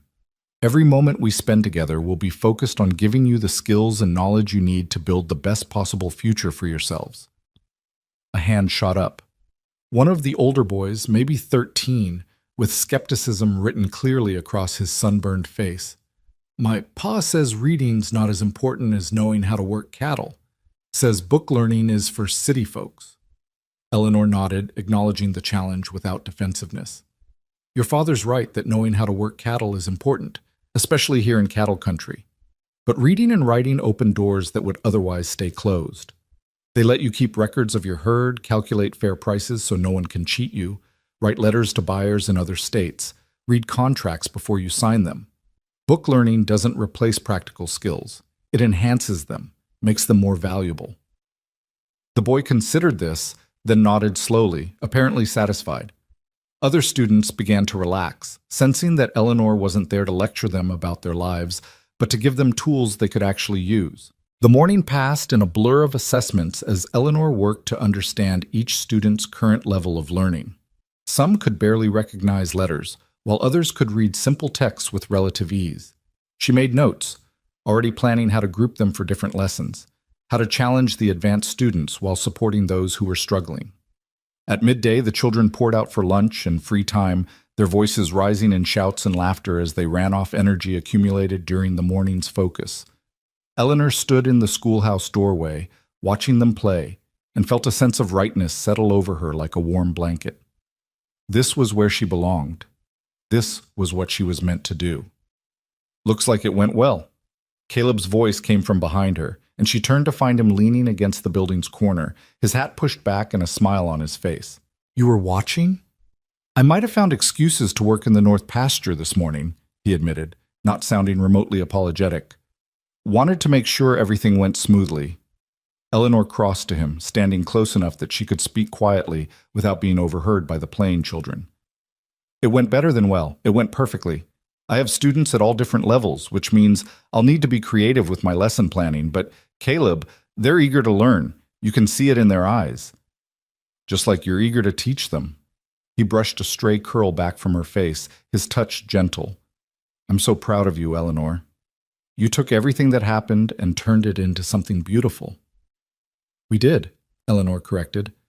"I couldn't have done this without you, without the Hendersons, without this community giving me a second chance." "You gave yourself the second chance. We just helped make it possible." The afternoon session went as smoothly as the morning, and by the time Eleanor dismissed the students for the day, she felt both exhausted and exhilarated. Several parents lingered to thank her, to express their approval, to promise their continued support. As the last wagon pulled away and silence settled over the schoolhouse, Eleanor allowed herself a moment of pure satisfaction. She'd done it. Against all odds, despite everything she'd been through, she'd built something real and meaningful.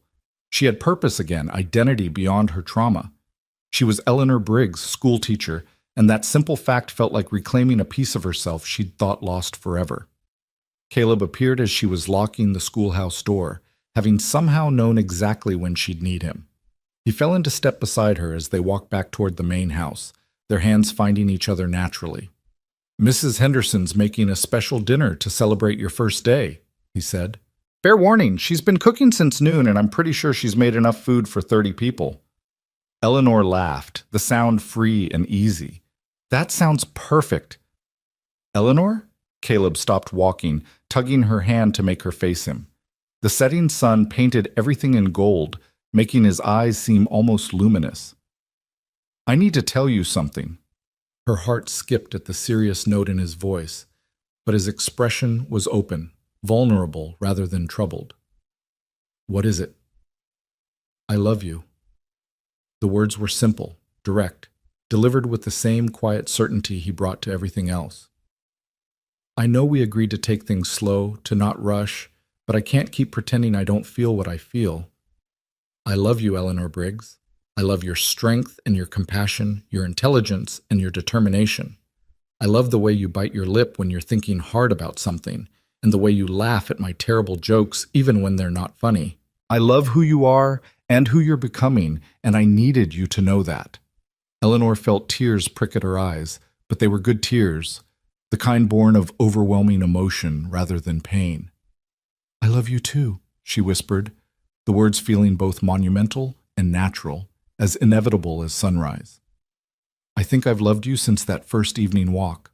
When you told me about the girl you didn't help, and I realized you were someone who carried his mistakes like lessons instead of making excuses for them. Caleb pulled her close, his arms coming around her with a certainty that made her feel cherished and safe. So we're doing this? Really doing this? We're already doing this, Eleanor pointed out, her voice muffled against his chest. Have been for weeks now. We're just finally saying it out loud. Then say it again, Caleb requested, pulling back just far enough to see her face. Please. I love you, Caleb Rourke, Eleanor said clearly, each word deliberate and true. I love you with everything I am and everything I'm becoming. I love you in my past and my present and every possible future I can imagine. The kiss he gave her in response was unlike their previous kisses, deeper, more intense, flavored with the certainty of mutual love acknowledged and accepted.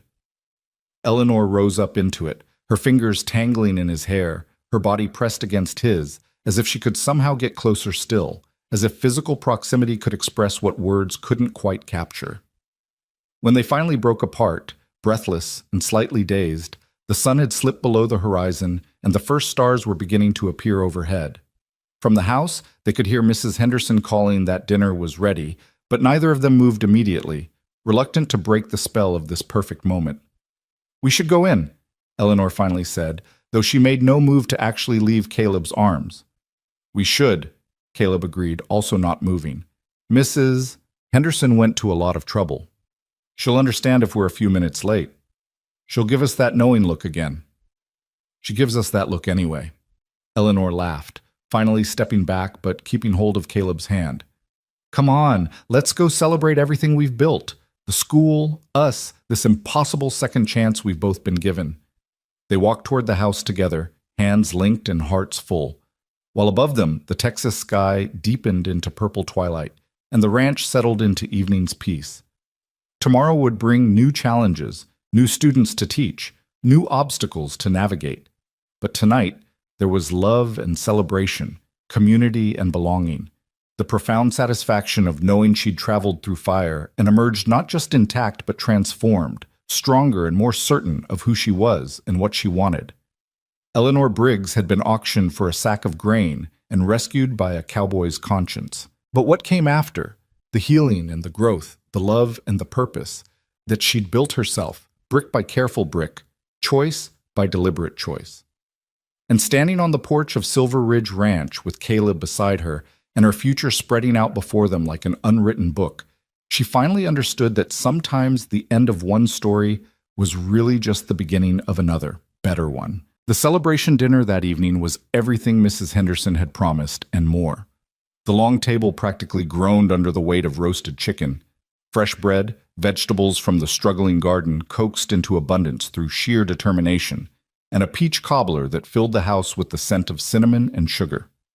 Mr. Henderson raised his glass in a toast to Eleanor's first successful day of teaching, and the warmth in his gruff voice made her throat tight with gratitude. To new beginnings, he declared, and to the courage it takes to build something from nothing. To Eleanor, Mrs. Henderson added, her eyes suspiciously bright, who reminds us all that strength isn't about never falling down. It's about getting back up and building something beautiful from the broken pieces. Eleanor felt Caleb's hand find hers under the table, his fingers threading through hers with easy familiarity. She squeezed back, overwhelmed by the simple perfection of this moment, sitting at a table with people who had become family, celebrating work that gave her purpose, holding hands with a man who loved her for exactly who she was. 3 months ago, she'd been standing in a dusty street with her wrists bound, her future stolen. Now she had more future than she knew what to do with, stretching out before her in possibilities that seemed almost limitless. After dinner, while Mrs. Henderson shooed them out of the kitchen with firm insistence that she'd handle the dishes herself, Caleb took Eleanor's hand and led her away from the house, not toward their usual evening walk route, but in a different direction entirely. The moon was nearly full, bathing the landscape in silver light that made everything look painted in shades of pewter and shadow. "Where are we going?" Eleanor asked, trusting him completely, even as curiosity bubbled up inside her. "You'll see," was all Caleb would say, a mysterious smile playing at the corners of his mouth. They walked for perhaps 20 minutes, following a barely visible path that wound up through scrubby vegetation and over a rise that Eleanor hadn't explored before. As they crested the hill, her breath caught. Below them, the land opened up into a small valley where wildflowers somehow still bloomed despite the drought. Bluebonnets and Indian paintbrush, their colors muted by moonlight but their presence unmistakable. A lone cottonwood tree stood at the valley's heart, its branches spreading wide like a benediction. "How is this possible?" Eleanor breathed, staring at the impossible splash of color in a landscape that had been brown and dying for months. "Everything else is so dry, but this—" "Underground spring," Caleb explained, leading her down into the valley, "feeds this one spot and nothing else. I found it about 2 years ago while tracking a stray calf. Mr. Henderson doesn't even know about it. I've kept it as my own secret place, somewhere to come when I need to think or remember that not everything beautiful has to die just because times are hard." They reached the cottonwood tree, and Eleanor could see that Caleb had been here earlier. A blanket was spread beneath the branches, along with a basket that likely held Mrs. Henderson's complicity in whatever he'd planned. Eleanor turned to him with raised eyebrows, fighting back a smile. "You're very sure of yourself, Mr. Rourke. What if I'd said I was too tired for a walk?" "Then I would have accepted that and saved this for another night," Caleb replied easily, but there was nervousness beneath his casual tone, a tension in his shoulders that suggested whatever came next mattered deeply to him. "But I was hoping you wouldn't be too tired. I wanted to bring you here, show you this place. I wanted—" He trailed off, seeming to search for words. Eleanor moved closer, placing her palm flat against his chest where she could feel his heart hammering beneath her hand. "You wanted what?" Caleb covered her hand with his own, holding it there against his heart. "I wanted to ask you something important, but I'm suddenly finding it harder than I expected to get the words out." Understanding began to dawn, making Eleanor's own heart race to match his. "Caleb, wait, I need to say this right." He took a deep breath, then another, his eyes never leaving hers. "Eleanor Briggs, 3 months ago I watched you stand in a town square with your dignity intact, despite everything trying to strip it away. I saw your strength, your courage, your refusal to break even when breaking would have been the easier path, and something in me recognized something in you, like calling to like, soul to soul." He reached up to cup her face with his free hand, his thumb brushing across her cheekbone with infinite tenderness. "These past months I've watched you heal and grow and become even more of who you were always meant to be. I've fallen in love with your intelligence and your compassion, your determination, and your gentleness. I've fallen in love with the way you bite your lip when you're concentrating, the way you laugh with your whole body, the way you see the best in people even when they've given you every reason not to." Eleanor felt tears beginning to track down her cheeks, but she made no move to wipe them away, too focused on Caleb's face, on the emotion written clearly across his features. "I know it's fast," Caleb continued, his voice growing rougher with feeling. "I know by any reasonable standard we should wait longer, take more time. But Eleanor, I've never been more certain of anything in my entire life. I love you." I want to build a life with you. I want to wake up beside you every morning and fall asleep with you in my arms every night. I want to watch you teach and support your dreams and raise children together if we're blessed with them. I want to grow old with you, see what our lives look like in 10 years, 20, 50. He released her hand and dropped to one knee there beneath the cottonwood tree, surrounded by impossible flowers and silver moonlight, and pulled a small box from his pocket. Eleanor's hands flew to her mouth, muffling the sob of surprise and joy that escaped. Eleanor Briggs, Caleb said, opening the box to reveal a simple gold band with a small but beautiful diamond catching the moonlight. Will you marry me? Will you take this broken cowboy who's trying his best to be a good man and make him the happiest person alive by agreeing to be his wife? For a moment, Eleanor couldn't speak past the emotion clogging her throat, could barely see through the tears blurring her vision. But when she finally found her voice, it was steady and certain, carrying not a shadow of doubt. Yes. The word came out as barely more than a whisper, so she said it again, louder, more certain. Yes, Caleb Rourke, I'll marry you. 1,000 times, yes. Caleb surged to his feet, catching her up in his arms and spinning her around, both of them laughing and crying at once. When he finally set her down, his hands were shaking slightly as he took the ring from its box and slipped it onto her finger. It fit perfectly, catching the light and throwing tiny rainbows across her hand. How did you know my size? Eleanor asked, staring at the ring in wonder. Mrs. Henderson helped. I went into town 2 weeks ago, picked this out, and she confirmed I'd guessed right. He smiled sheepishly. I've been carrying it around ever since, waiting for the right moment. Was starting to think I'd lose my nerve. You picked it out 2 weeks ago? Eleanor's eyes widened. Before we even said we loved each other? I've known how I felt for longer than 2 weeks, Caleb admitted. I was just waiting for the right time to say it, to make sure you felt the same. But yes, I bought the ring before I knew for certain, because even then, I was sure. Sure that you were the one. Sure that I wanted to spend the rest of my life with you. Sure that no matter how scared I was of moving too fast or presuming too much, the thought of not asking you was infinitely worse. Eleanor launched herself at him, wrapping her arms around his neck and kissing him with all the love and joy and certainty bubbling up inside her. Caleb caught her easily, his arms banding around her waist, lifting her slightly off the ground as he returned the kiss with equal fervor. They stayed like that for a long moment, wrapped in each other and in the magnitude of what they'd just promised, before finally breaking apart to breathe. We should tell the Hendersons, Eleanor said, though she made no move to leave the circle of Caleb's arms. Mrs. Henderson will be bursting with curiosity by now. She knew I was planning to propose tonight, Caleb admitted. She's probably got champagne chilling and another cake baked just waiting for us to come back and announce it. Eleanor laughed, the sound bright and free in the quiet night. Of course she does. I swear that woman knows everything that happens on this ranch before it happens. They settled onto the blanket beneath the cottonwood, unwilling to leave this magical place quite yet, needing a few more moments alone with their news before sharing it with the world. Caleb produced a bottle of wine and 2 glasses from the basket, along with some of Mrs. Henderson's bread and cheese, and they shared an impromptu midnight picnic surrounded by wildflowers and starlight. When should we get married? Eleanor asked, leaning against Caleb's shoulder while his arm wrapped securely around her waist. I know we should probably wait, be practical, but you don't want to wait, Caleb finished, pressing a kiss to the top of her head. Neither do I. What would you think about a Christmas wedding? That gives us 3 months to plan, to let families know, to make whatever arrangements need making, long enough to be respectable, but not so long that we're torturing ourselves with waiting. A Christmas wedding, Eleanor repeated, tasting the words and finding them perfect.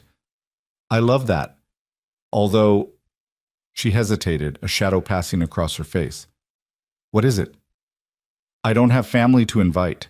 My aunt is gone, my parents died when I was young, and I have no siblings. It'll just be me standing up there, alone on my side, while you have... Hey. Caleb turned her to face him, his hands gentle but insistent on her shoulders. First of all, you're not alone. You have the Hendersons, who love you like a daughter. You have your students and their families who already think the world of you. You have a whole community here that's come to care about you. And second, you have me, which means you have my family too. My parents and sisters, once they meet you, are going to love you. You'll have more family than you know what to do with." Eleanor blinked back fresh tears, overwhelmed by the truth of his words. She wasn't alone anymore. Somewhere between that terrible day in Dust Creek and this perfect night beneath the cottonwood tree, she'd built a life filled with people who cared about her, who supported her, who chose her. Not because they had to, not out of obligation or pity, but because of who she was. "I love you," she whispered, the words feeling simultaneously inadequate and exactly right. "I love you so much it terrifies me sometimes." "I know the feeling," Caleb murmured against her hair. "But we'll figure it out together. That's what marriage is, isn't it? Two people choosing each other every day, working through the scary parts, and celebrating the beautiful parts. Building something bigger than either of them could build alone." They stayed in the valley until the moon had traveled halfway across the sky, talking about everything and nothing, about what kind of ceremony they wanted, about where they'd live after the wedding, about dreams and hopes, and the future they'd build together. Eleanor learned that Caleb had been saving money for years, enough to buy a small parcel of land if the opportunity arose. Caleb learned that Eleanor wanted at least 3 children, maybe 4, and that she'd always dreamed of having a library room filled floor to ceiling with books. "We'll make it happen," Caleb promised. "All of it. Maybe not all at once, maybe not as fast as we'd like, but we'll build it together, our home, our family, our life." When they finally made their way back to the ranch house, they found the windows still glowing with lamplight despite the late hour. Mrs. Henderson met them at the door, took one look at Eleanor's radiant face and the ring glinting on her finger, and let out a whoop of joy that probably woke half the ranch. "James! James, get in here! They're engaged!" She pulled Eleanor into a crushing hug, then Caleb, then both of them together. "Oh, I'm so happy I could burst. When? Tell me when." "Christmas," Eleanor managed, laughing at the older woman's enthusiasm. "We're thinking Christmas Day, if that's not too presumptuous. Christmas is perfect, absolutely perfect." Mrs. Henderson was already mentally planning, Eleanor could tell, her eyes distant with visions of decorations and food and guest lists. "We'll have the ceremony here at the ranch, of course. The main room is plenty big enough, and we can decorate with evergreen boughs and, oh, and we'll need to get you a proper dress. I know a seamstress in—" "Margaret, let them breathe," Mr. Henderson interrupted, appearing from his study with a smile on his weathered face.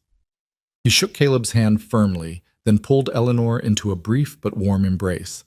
"Congratulations to you both. Caleb, you're getting a remarkable woman. Eleanor, you're getting a good man. I expect you'll both be very happy together." "We will be," Caleb said with absolute certainty, his arm coming around Eleanor's waist. "I'll make sure of it." The next few weeks passed in a blur of school days and wedding planning, of teaching fractions and choosing flowers, of everyday ranch work and excited discussions about the future. Eleanor wrote letters to Caleb's family in Colorado, introducing herself and inviting them to the wedding. Caleb's mother wrote back immediately, her letter warm and welcoming, expressing her joy at her son's happiness and her eagerness to meet the woman who'd captured his heart. Eleanor's students noticed the ring and peppered her with questions that she answered with patient good humor, using the opportunity to teach them about letter writing as they composed congratulatory notes.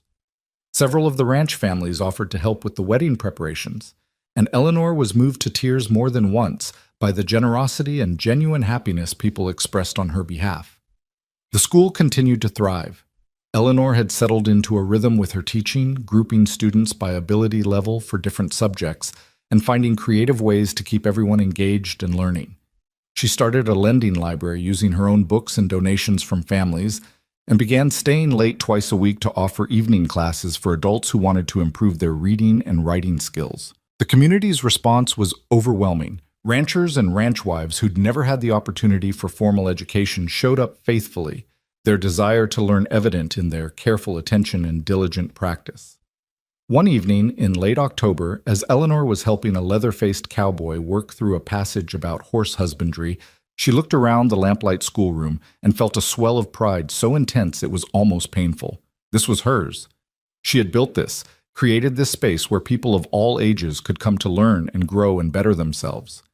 From the ashes of her auction, from the depths of her humiliation and fear, she had constructed something meaningful and lasting. Caleb appeared in the doorway as she was dismissing the evening class, waiting patiently while she answered final questions and said her goodnights. When the last student had ridden off into the darkness, he stepped inside and looked around the tidy room with obvious admiration. "You're amazing, you know that?" he said, without preamble. "What you've built here in just 2 months. It's extraordinary." Eleanor felt heat rise in her cheeks at the praise. "I'm just teaching. It's what I was trained to do." "It's more than that, and you know it. You're changing lives, Eleanor, giving people tools they'll use for the rest of their days. That cowboy who just left, Thomas McKay, I've worked alongside him for 3 years and never once heard him read aloud. Tonight I heard him working through that passage, slow but steady, and the pride on his face when he got through a difficult word." Caleb shook his head. "That's your doing. That's the gift you're giving people." Eleanor crossed to him, wrapping her arms around his waist and resting her cheek against his chest. "I couldn't do it without your support, without the Hendersons giving me space and resources, without the community trusting me enough to send their children and themselves." "We're all better for having you here," Caleb said simply, his chin resting atop her head. "I'm better for having you in my life. Every single day I wake up grateful that I was in town that day, that I found the courage to step forward." "I'm grateful too," Eleanor murmured. "For all of it, even the hard parts, the scary parts. Because they led me here, to you, to this life." They stood there in the quiet schoolhouse for a long moment, holding each other and savoring the peace of being together. Outside, the October wind was picking up, carrying with it the first real chill of approaching winter. The drought still held the land in its grip, but there was talk of weather patterns changing, of storms building in the Pacific that might finally bring rain. Hope was beginning to creep back into people's voices when they talked about next year's planting, next year's calving season. "I have something to show you," Caleb said eventually, pulling back just far enough to meet her eyes. "Will you come with me? It's not far." Intrigued, Eleanor let him lead her back to the main house where he'd tied 2 horses, his bay gelding and a gentle mare that Eleanor had been learning to ride. They mounted up and headed north, away from the ranch buildings, following a path that Eleanor didn't recognize. The moon was waning, but still bright enough to see by, painting the landscape in shades of silver and shadow.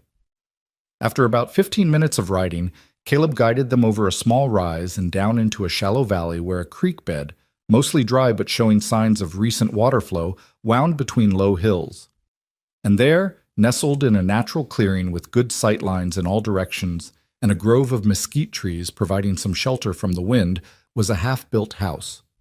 Eleanor's breath caught as Caleb helped her dismount and led her closer. It was modest but well constructed, the frame and walls already up, the roof about halfway complete. Even in the moonlight, she could see the care that had gone into the work, the straight lines, the solid joints, the attention to detail. "What is this?" she asked, though part of her already knew, already understood what she was seeing. "It's ours," Caleb said simply. "Our home, or it will be once it's finished. I've been working on it for the past 6 weeks, every spare moment I could steal. Mr. Henderson sold me this parcel at a price I could actually afford, said it was a wedding gift, though I'm still paying him for it, and some of the ranch hands have been helping when they have time." He took her hand, threading their fingers together. "I wanted to have a place that was ours, Eleanor. Not the bunkhouse, not a room in the Hendersons' house, but our own space where we can build our life together." Eleanor walked closer, her free hand trailing along the smooth wood of a window frame, imagining curtains there, imagining lamplight spilling out into the darkness. "How many rooms?" 4 plus the kitchen, 2 bedrooms to start, with space to add on when we need to. There'll be a good-sized main room with a fireplace, and I'm putting in extra windows so you'll have plenty of light for reading. He led her through what would be the front door, pointing out features in the skeletal structure. "Kitchen here, with a real iron stove. Not bought yet, but I've got money saved. Main room here, opening to the porch I'm planning for the front. Bedrooms in the back, situated to catch the morning sun." Eleanor could see it all, could picture their furniture arranged in the empty spaces, could imagine the sound of children playing, the smell of dinner cooking, the countless small moments that would accumulate into a life. "It's perfect," she whispered. "Caleb, it's absolutely perfect." "You really think so?" Because if you want changes, if you want things different, we can... She silenced him with a kiss, pouring all her love and gratitude and excitement into it. When she pulled back, both of them were breathing hard, their eyes locked in the silvery darkness. I don't want a single thing changed, Eleanor said firmly. It's exactly what I would have asked for if I had known to ask. How soon until it's finished? If the weather holds and I keep getting help from the hands, we should be able to move in by early December, in time for Christmas at least. I wanted you to be able to wake up in our own home on our wedding day. Eleanor felt tears prick at her eyes again. They seemed to come so easily these days, but they were good tears, happy tears, tears born of being so overwhelmed with blessing that her heart couldn't quite contain it all. Have I told you today that I love you? Not in the last 2 hours, Caleb replied with mock seriousness. I was starting to worry. I love you, Eleanor said, laughing through her tears. I love you so much that sometimes I can't believe this is real, that this is actually my life now. It's real, Caleb assured her, pulling her close and wrapping her in his arms. It's real, and it's ours, and it's just the beginning. They stayed at the building site for another hour, Eleanor asking questions about the construction while Caleb explained his plans and reasoning, adjusting details based on her preferences. She wanted deeper windowsills for plants, so he made a note to build them deeper. She suggested placing the kitchen window to face east to catch morning light while she made breakfast, and he agreed immediately. Together, they chose where the vegetable garden would go, where a chicken coop might sit, where someday there might be a barn for their own horses. The ride back to Silver Ridge felt different somehow, weighted with the knowledge of what they were building, of the concrete reality of their future taking shape board by board, nail by nail. Eleanor kept looking at Caleb's profile in the moonlight, at the strong lines of his face and the slight smile that seemed permanently settled at the corners of his mouth these days, and she felt a contentment so deep it was almost frightening in its intensity. The next morning dawned cold and gray, with clouds building on the horizon that made Mr. Henderson study the sky with cautious hope. Could be we're finally going to get some weather, he said over breakfast. Could be these clouds actually mean something for once. And that afternoon, as Eleanor was leading her students through a geography lesson, the first drops began to fall. One of the younger children noticed first, his eyes going wide as he pointed out the window. Miss Briggs, it's raining!" Eleanor looked up and felt her heart leap. Rain, actual rain, the first substantial rainfall in over a year, falling in fat drops that quickly became a steady downpour. The children erupted in excitement, and Eleanor found herself laughing and crying at once as she gave in to their pleading and dismissed class early so they could run out and dance in the blessed wet. She stood in the schoolhouse doorway watching her students spin and shout in the rain, their faces tilted up to the sky, their clothes quickly soaking through. And then Caleb was there, appearing from wherever he'd been working, catching her around the waist and pulling her out into the downpour with him. "It's raining!" she shouted over the sound of water drumming on the roof, on the ground, on the baked earth that had waited so long for this relief. "It's raining," Caleb agreed, spinning her around in a circle, both of them laughing like children. "The drought is breaking, Eleanor. It's finally breaking." They stood there in the rain, soaked to the skin and grinning like fools, while around them the ranch erupted in celebration.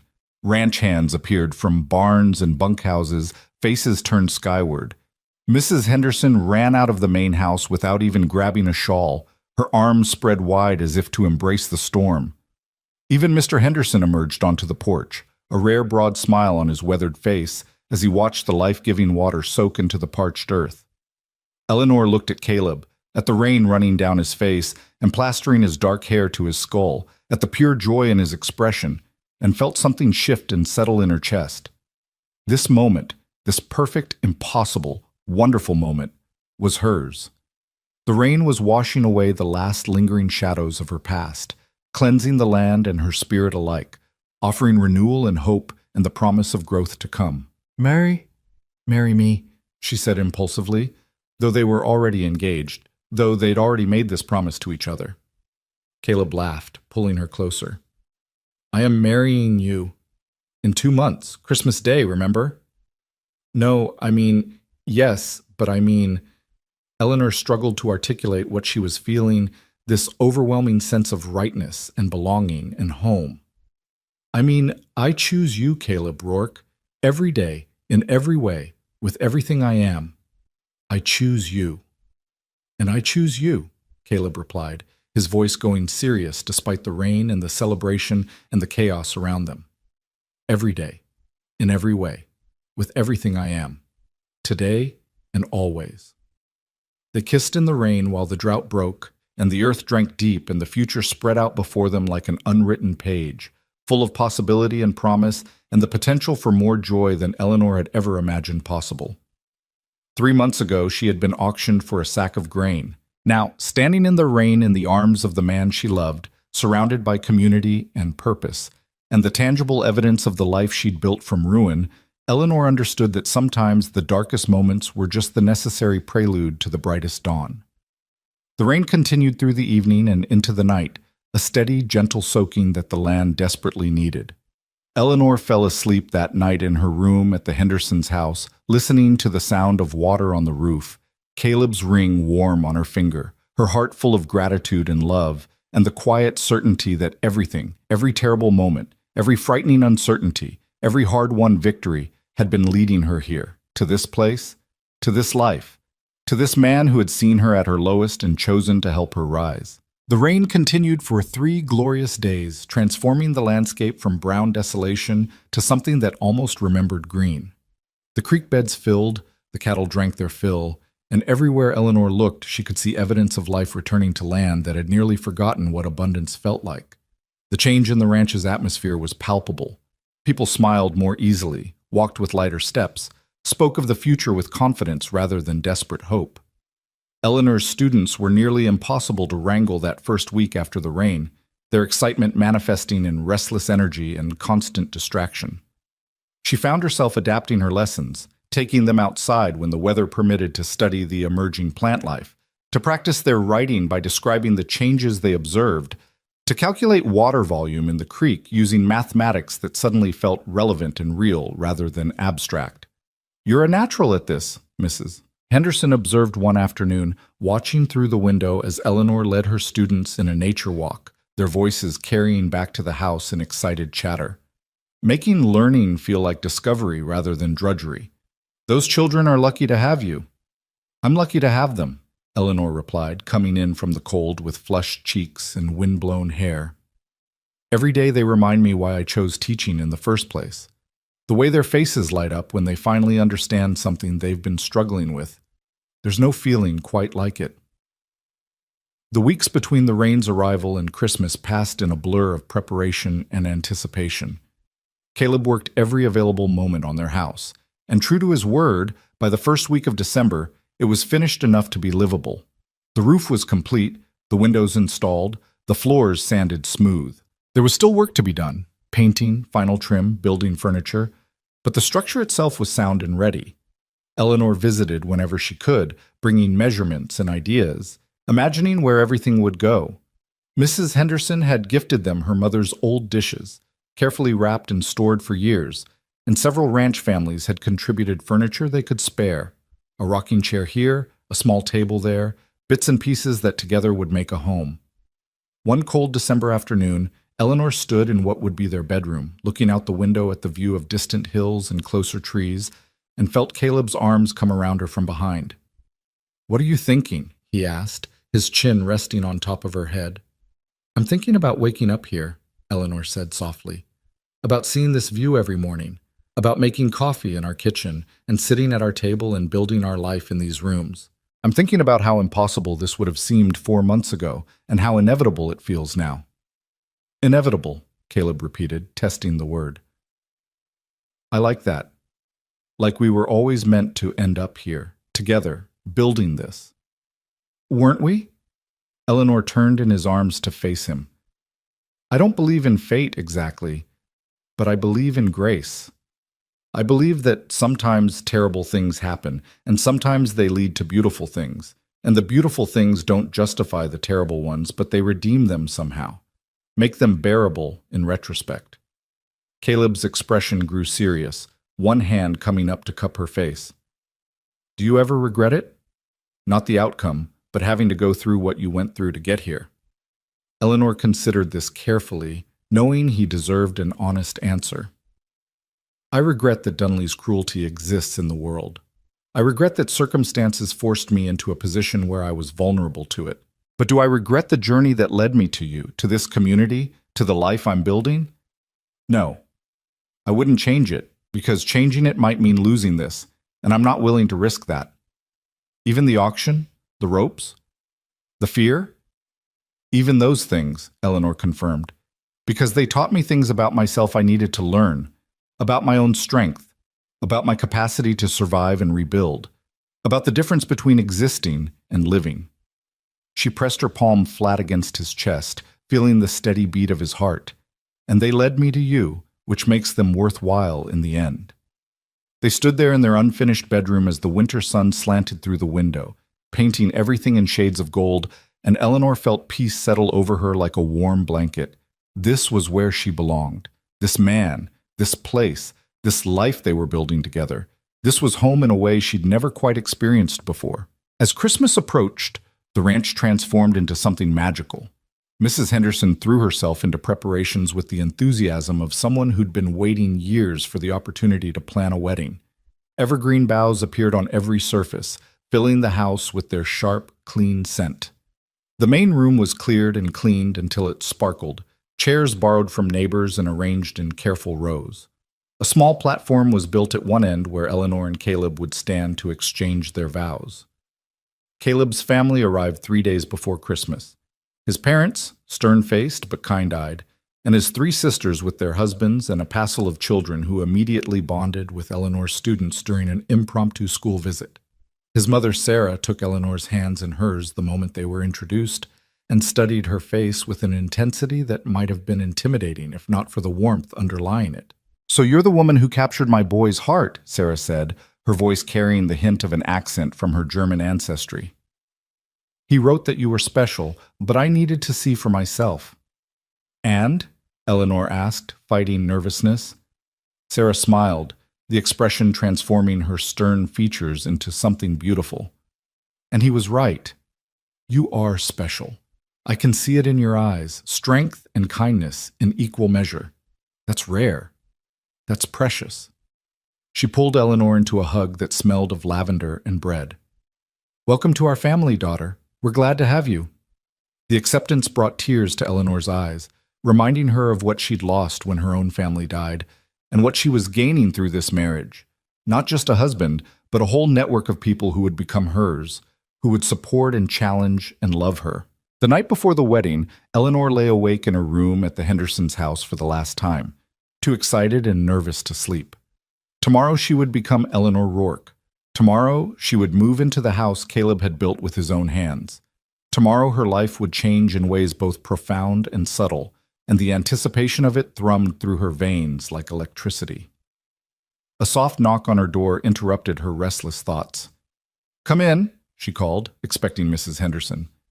Instead, Caleb slipped inside, closing the door quietly behind him.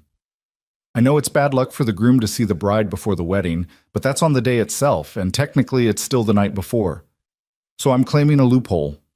Eleanor sat up, pulling the quilt around her shoulders against the chill. "What are you doing here?" "I couldn't sleep," Caleb admitted, crossing to sit on the edge of her bed, careful to maintain a respectful distance. "Kept thinking about tomorrow, about everything that's about to change, and I realized I needed to see you, to make sure you were real, that this was really happening." "I'm real," Eleanor assured him, reaching out to take his hand. "And tomorrow is really happening. Are you having second thoughts?"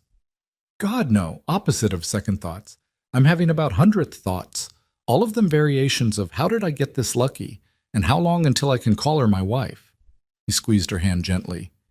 "But I also wanted to give you one more chance to back out if you needed it. No judgment, no hard feelings. I'd understand if—" "Caleb." Eleanor shifted closer, still wrapped in her quilt.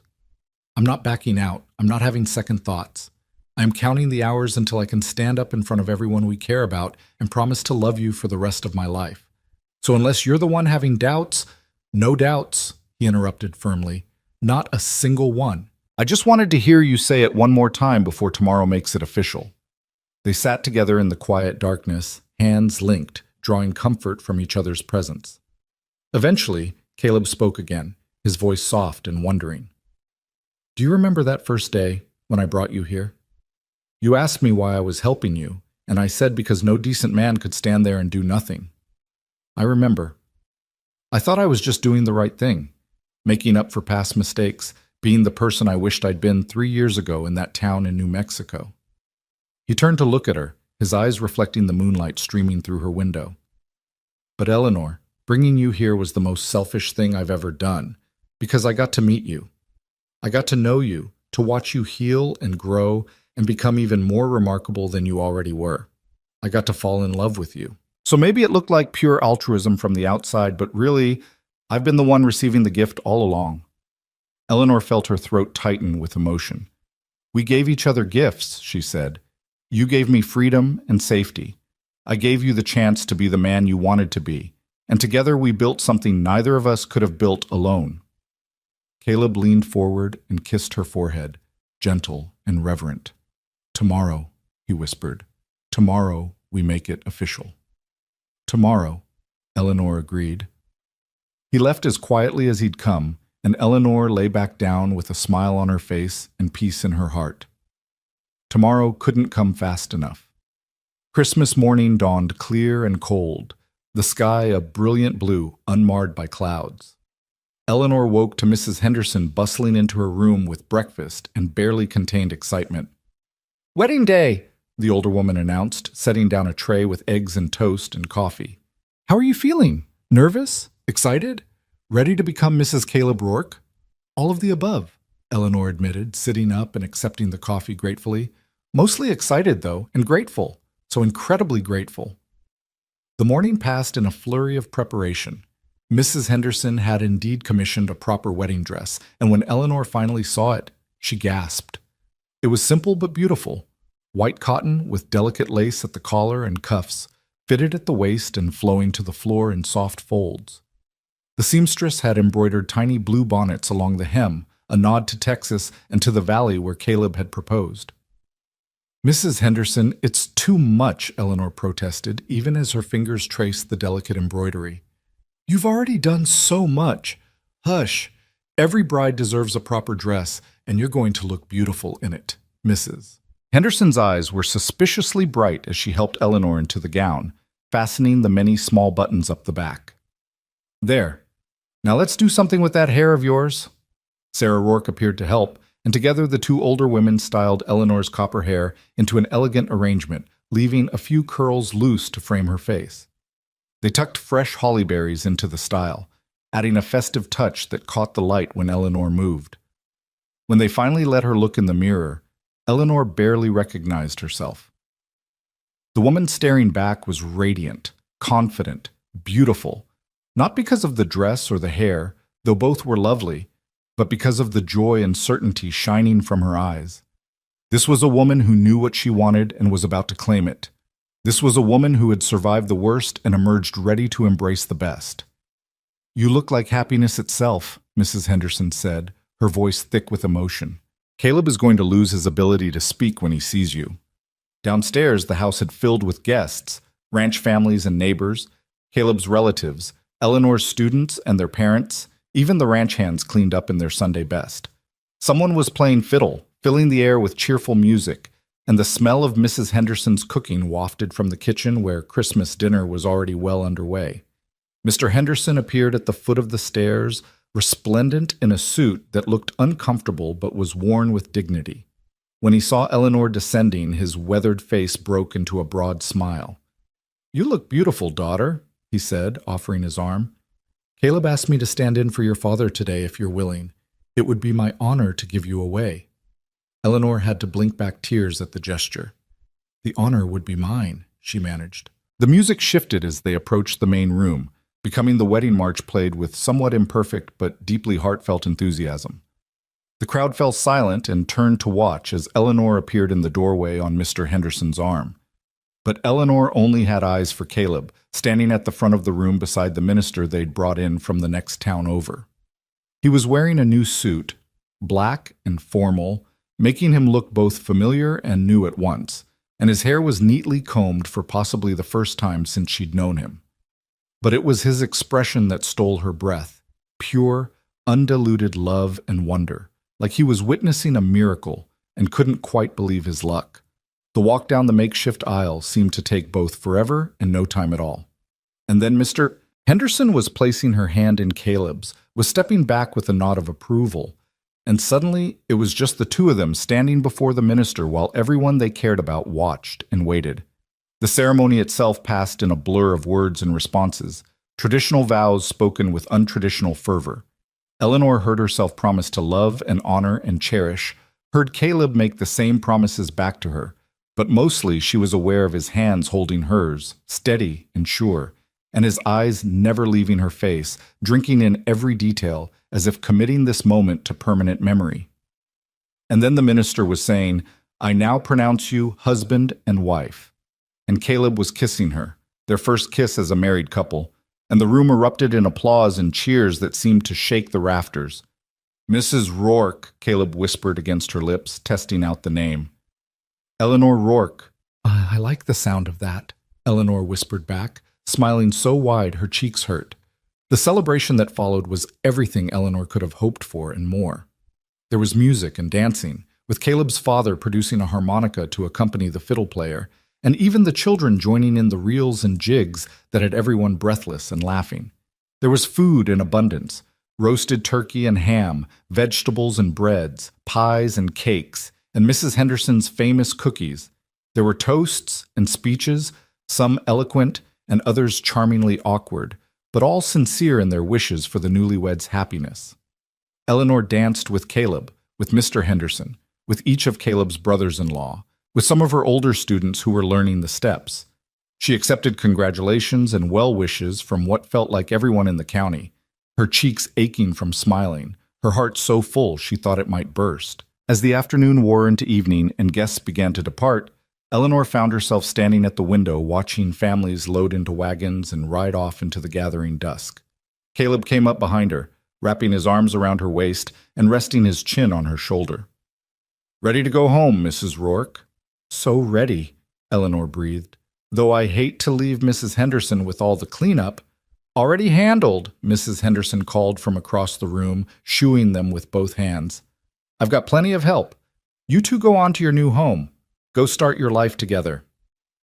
They didn't need to be told twice.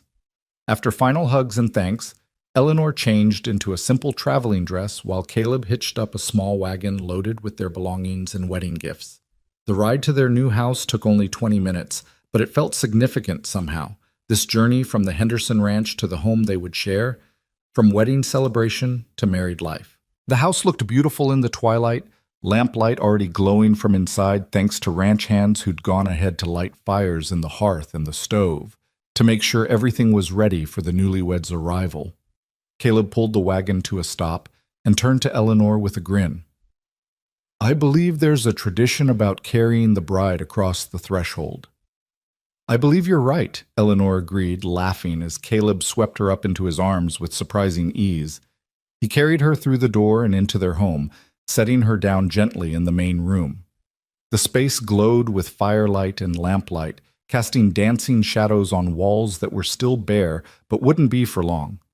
Their few pieces of furniture were arranged thoughtfully, the rocking chair by the hearth, the small sofa gifted by Caleb's parents positioned to face the fireplace, the table and chairs in the kitchen area. It was simple and spare and absolutely perfect. "Welcome home, Eleanor," Caleb said softly, taking both her hands in his. "Welcome home, husband," Eleanor replied, the word foreign and wonderful on her tongue. They spent their first evening as a married couple exploring their space, rearranging a few pieces of furniture, discussing where things would eventually go. They ate a simple supper of bread and cheese and cold chicken left by Mrs. Henderson, feeding each other bites and stealing kisses between, giddy with the freedom of finally being alone together as husband and wife. Later, lying in their new bed in their new bedroom with Caleb's arms around her and the sound of wind in the trees outside, Eleanor reflected on the improbable journey that had brought her to this moment. From that terrible day in Dust Creek to this perfect night in their own home, the distance seemed impossible to measure in mere months or miles. It felt like lifetimes, like she'd lived several different lives in the span of a single season. What are you thinking? Caleb asked, his voice rumbling through his chest where her cheek rested. I'm thinking about how much has changed, Eleanor said. About who I was and who I am now. About the difference between surviving and thriving, and how you showed me the path from one to the other. You showed yourself that path, Caleb corrected gently. I just opened a door. You're the one who walked through it and built something beautiful on the other side. Eleanor lifted her head to look at him in the moonlight streaming through their window. We built it together. That's what makes it beautiful. Not the house or the school or any of the external things, but the fact that we chose to build them together. That we chose each other. Caleb pulled her closer, pressing a kiss to her forehead. Best choice I ever made. Best choice we both made, Eleanor murmured, settling back against him with a contented sigh. The weeks and months that followed their wedding settled into a rhythm that felt both comfortable and exciting. Eleanor continued teaching, her student roster growing as word spread about the quality of education available at the Silver Ridge School.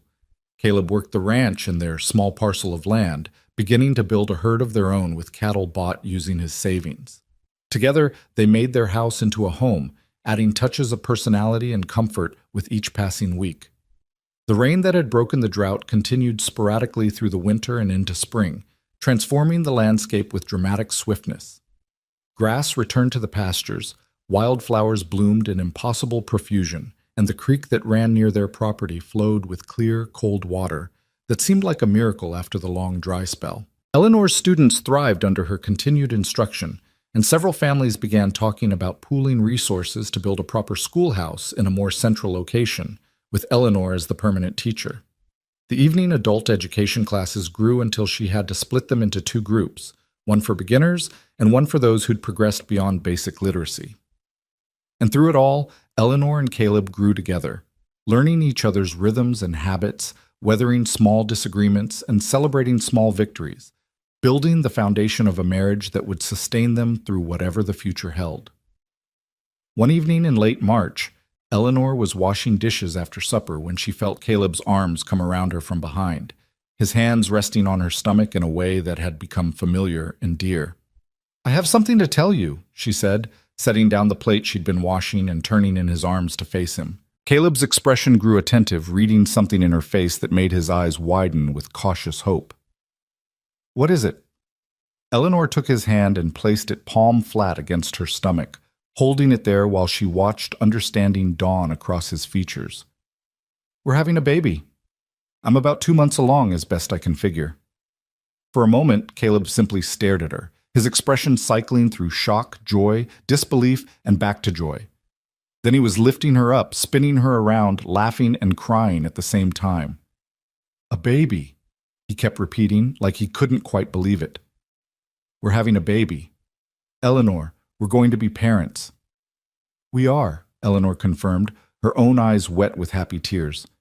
Sometime around early October, if my calculations are right. Caleb set her down carefully, as if she'd suddenly become fragile, and Eleanor laughed at the concern on his face. I'm pregnant, not made of glass. You don't have to treat me like I'll break. I know, He shook his head, still looking dazed. This is the best news.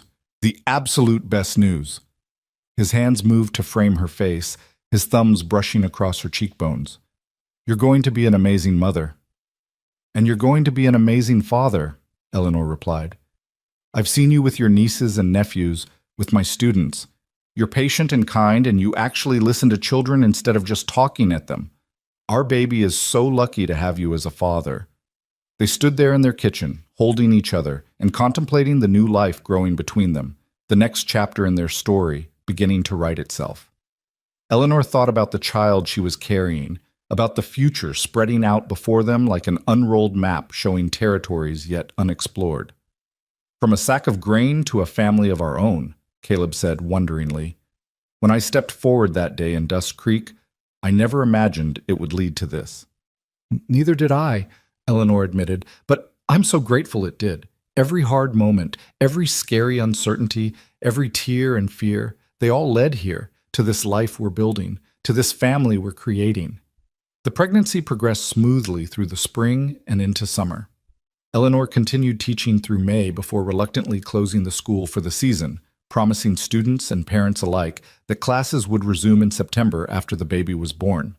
Several of her students presented her with small gifts on the last day: drawings and pressed flowers, a beautiful quilt pieced together by the mothers, a cradle built by some of the fathers and older brothers with wood left over from barn repairs. The generosity and care demonstrated by her community never failed to move Eleanor to tears, though Caleb teasingly blamed that on her delicate condition rather than genuine emotion. She swatted at him but couldn't deny that pregnancy had made her more prone to tears, both happy and sad, though mostly happy these days. As her belly grew round with their child, Caleb became increasingly protective and attentive, building a cradle that matched the design of the gifted one, so they'd have one in each bedroom, sewing tiny clothes with clumsy but determined stitches, reading every book about pregnancy and childbirth he could get his hands on, until Eleanor finally told him to stop before he worried himself sick. Mrs. Henderson, predictably, was beside herself with excitement about the coming baby. She'd never had children of her own, a sorrow she rarely spoke of but carried quietly. And she threw herself into preparing for Eleanor's baby with the enthusiasm of a grandmother in waiting. She showed Eleanor how to swaddle and burp, shared recipes for foods that would help with milk production, and promised to be there for the birth to help however needed. Sarah Rourke visited for 2 weeks in August, bringing with her the combined wisdom of 3 births and countless grandchildren. She and Eleanor spent hours talking about motherhood and marriage, about the challenges and joys that lay ahead, and Eleanor felt herself growing more confident in her ability to handle what was coming. "You're stronger than you think," Sarah told her one afternoon as they sat on the porch shelling peas, Eleanor's hands resting on her swollen belly where the baby kicked and squirmed. "I can see it in you, that core of steel wrapped in softness. That's what motherhood needs. Strength enough to protect and guide, but gentleness enough not to break their spirits in the process." "I'm terrified I'll mess it up," Eleanor admitted. "What if I'm not good enough? What if I don't know what to do?" "Then you'll figure it out, just like every mother before you has figured it out." Sarah reached over to pat Eleanor's hand. "Love covers a multitude of mistakes. You love this baby already. I can see it in the way you touch your belly, in the way you talk about the future. That love will guide you through the hard moments and make the beautiful moments even sweeter." The baby came on a cool October evening, 3 weeks after Eleanor had closed the schoolhouse for the day, and 2 weeks after she'd started feeling the occasional contractions that Mrs. Henderson assured her were normal. Caleb had been working on the fence line when Eleanor's water broke, and by the time he made it back to the house at Mrs. Henderson's urgent summons, Eleanor was deep into labor, gripping the bedpost and breathing through contractions that seemed to be coming faster and harder with each passing hour. The birth was long and difficult, lasting through the night and into the early morning hours. Caleb stayed by Eleanor's side the entire time, letting her squeeze his hand until he lost feeling in his fingers, offering water and encouragement and love when she felt like she couldn't go on. Mrs. Henderson proved her worth as a midwife, calm and competent, guiding Eleanor through each stage with patient instruction. And finally, as the sun was breaking over the horizon and painting their bedroom in shades of pink and gold, their daughter entered the world with a furious cry that seemed far too loud for someone so small. "You did it," Caleb breathed, his voice thick with emotion as Mrs. Henderson cleaned and swaddled the baby before placing her in Eleanor's arms. "Eleanor, you did it. She's perfect." Eleanor looked down at the tiny face, red and wrinkled and absolutely beautiful, and felt her heart expand in ways she hadn't known were possible. This was her daughter, hers, and Caleb's. A perfect blend of both of them, with a shock of dark hair and eyes that would probably be blue like her father's.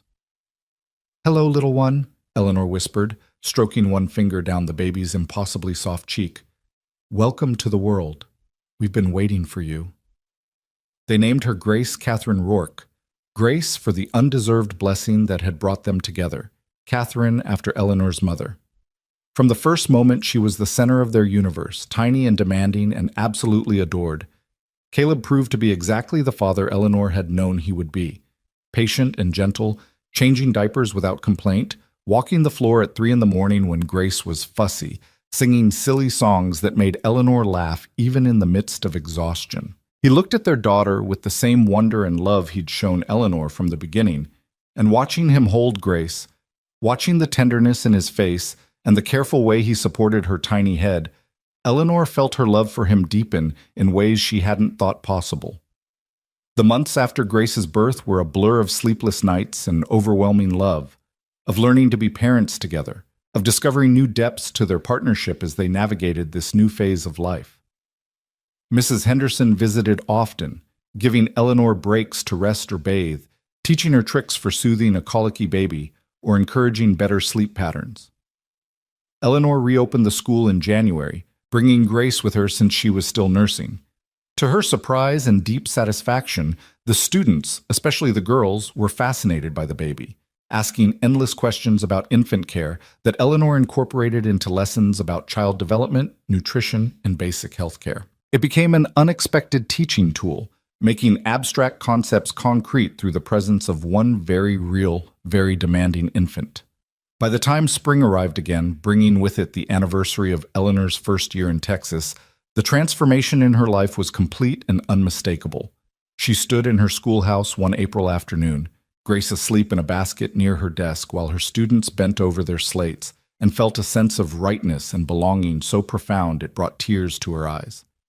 1 year ago, she'd been broken and afraid, standing with bound wrists in a dusty street, her future stolen. Now she was Eleanor Rourke, wife, mother, teacher, beloved member of a community that valued and respected her. She had a home built by her husband's hands, a daughter sleeping peacefully nearby, students whose lives she was shaping for the better, and a future that stretched out before her filled with possibility and promise. That evening, after the students had gone and she'd locked the schoolhouse door, Eleanor carried Grace back to their home to find Caleb already there, having finished his work early. He'd started dinner, simple but edible, and had flowers on the table, wildflowers picked from the meadow behind their house. "What's the occasion?" Eleanor asked, settling Grace in her cradle before moving to embrace her husband. 1 year, Caleb said simply. 1 year ago today, I brought you here to Silver Ridge for the first time. 1 year ago, your new life began. I wanted to mark it. Eleanor felt her throat tighten with emotion. She'd been so focused on daily survival and then daily joy that she'd lost track of the specific date. But Caleb had remembered. He'd marked this anniversary of her rescue, her transformation, her rebirth into the person she was always meant to be. "Thank you," she whispered against his chest, "for remembering, for everything, for stepping forward when no one else would, for giving me freedom and safety and love, for building this life with me." "Thank you," Caleb countered, "for choosing to stay, for choosing me, for being brave enough to heal and strong enough to build something beautiful from the ashes, for giving me grace, for making me a father, for showing me what real partnership looks like." They stood there in their kitchen holding each other while their daughter slept and dinner cooled on the table, and Eleanor thought about journeys and destinations, about the winding path that had brought her from Missouri to Texas, from despair to hope, from bondage to freedom.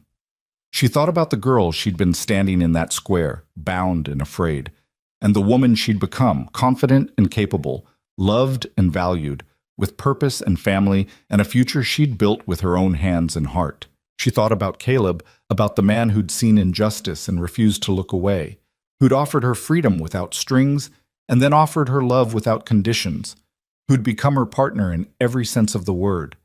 And she thought about Grace, sleeping peacefully in her cradle, unaware that her very existence was proof of redemption and grace, evidence that even the darkest moments could give birth to the most beautiful outcomes. "From a sack of grain to a lifetime of love," Eleanor murmured, echoing Caleb's words from so long ago. "Who would have thought?" "Anyone who knows you," Caleb replied with conviction. "Anyone who sees your strength, your resilience, your capacity for love and forgiveness and growth. You are always going to end up here, Eleanor. Maybe not with me, maybe not in this exact place, but somewhere building something meaningful. Because that's who you are at your core." Eleanor pulled back to look at him, at this man who had become her everything, her partner and lover and friend and co-parent. "I think we were always going to end up here together," she said. "I don't believe in fate, but I believe in grace. And grace brought us together that day in Dust Creek. Grace gave me the courage to heal, gave you the courage to step forward, gave us both the wisdom to recognize what we could build together. The sun was setting outside their window, painting the Texas sky in brilliant shades of orange and crimson and gold. In the distance, Eleanor could see the lights of Silver Ridge Ranch, could see the outline of her schoolhouse, could see the land spreading out in all directions, land that had nearly died from drought, but had been redeemed by rain, just as she had been redeemed by kindness and love. She was Eleanor Rourke, wife and mother and teacher. She was a woman who had survived being auctioned for a sack of grain and had transformed that degradation into dignity, that loss into gain, that ending into a beginning more beautiful than she could have imagined. And standing in her home with her husband's arms around her and her daughter sleeping nearby, with friends who were family and students who needed her and a future stretching out before them all. Like an unwritten book full of blank pages waiting to be filled, Eleanor understood that sometimes the best stories were the ones that began with darkness and ended with light, that started with goodbye and ended with hello, that transformed pain into purpose and fear into love. Her story had begun in desperate circumstances, but it had become something precious and rare, a testament to resilience and hope, to the power of one person's choice to step forward when others stepped back, to the grace that could transform even the most broken situations into something whole and beautiful. From a sack of grain to a life of gold, from bound wrists to open hands, from auction block to marriage bed, from despair to joy, from ending to beginning. This was Eleanor's story. This was their story, hers and Caleb's and Grace's, and the children yet to come, the students yet to teach, the years yet to live. And it was, in every possible way, a story worth telling.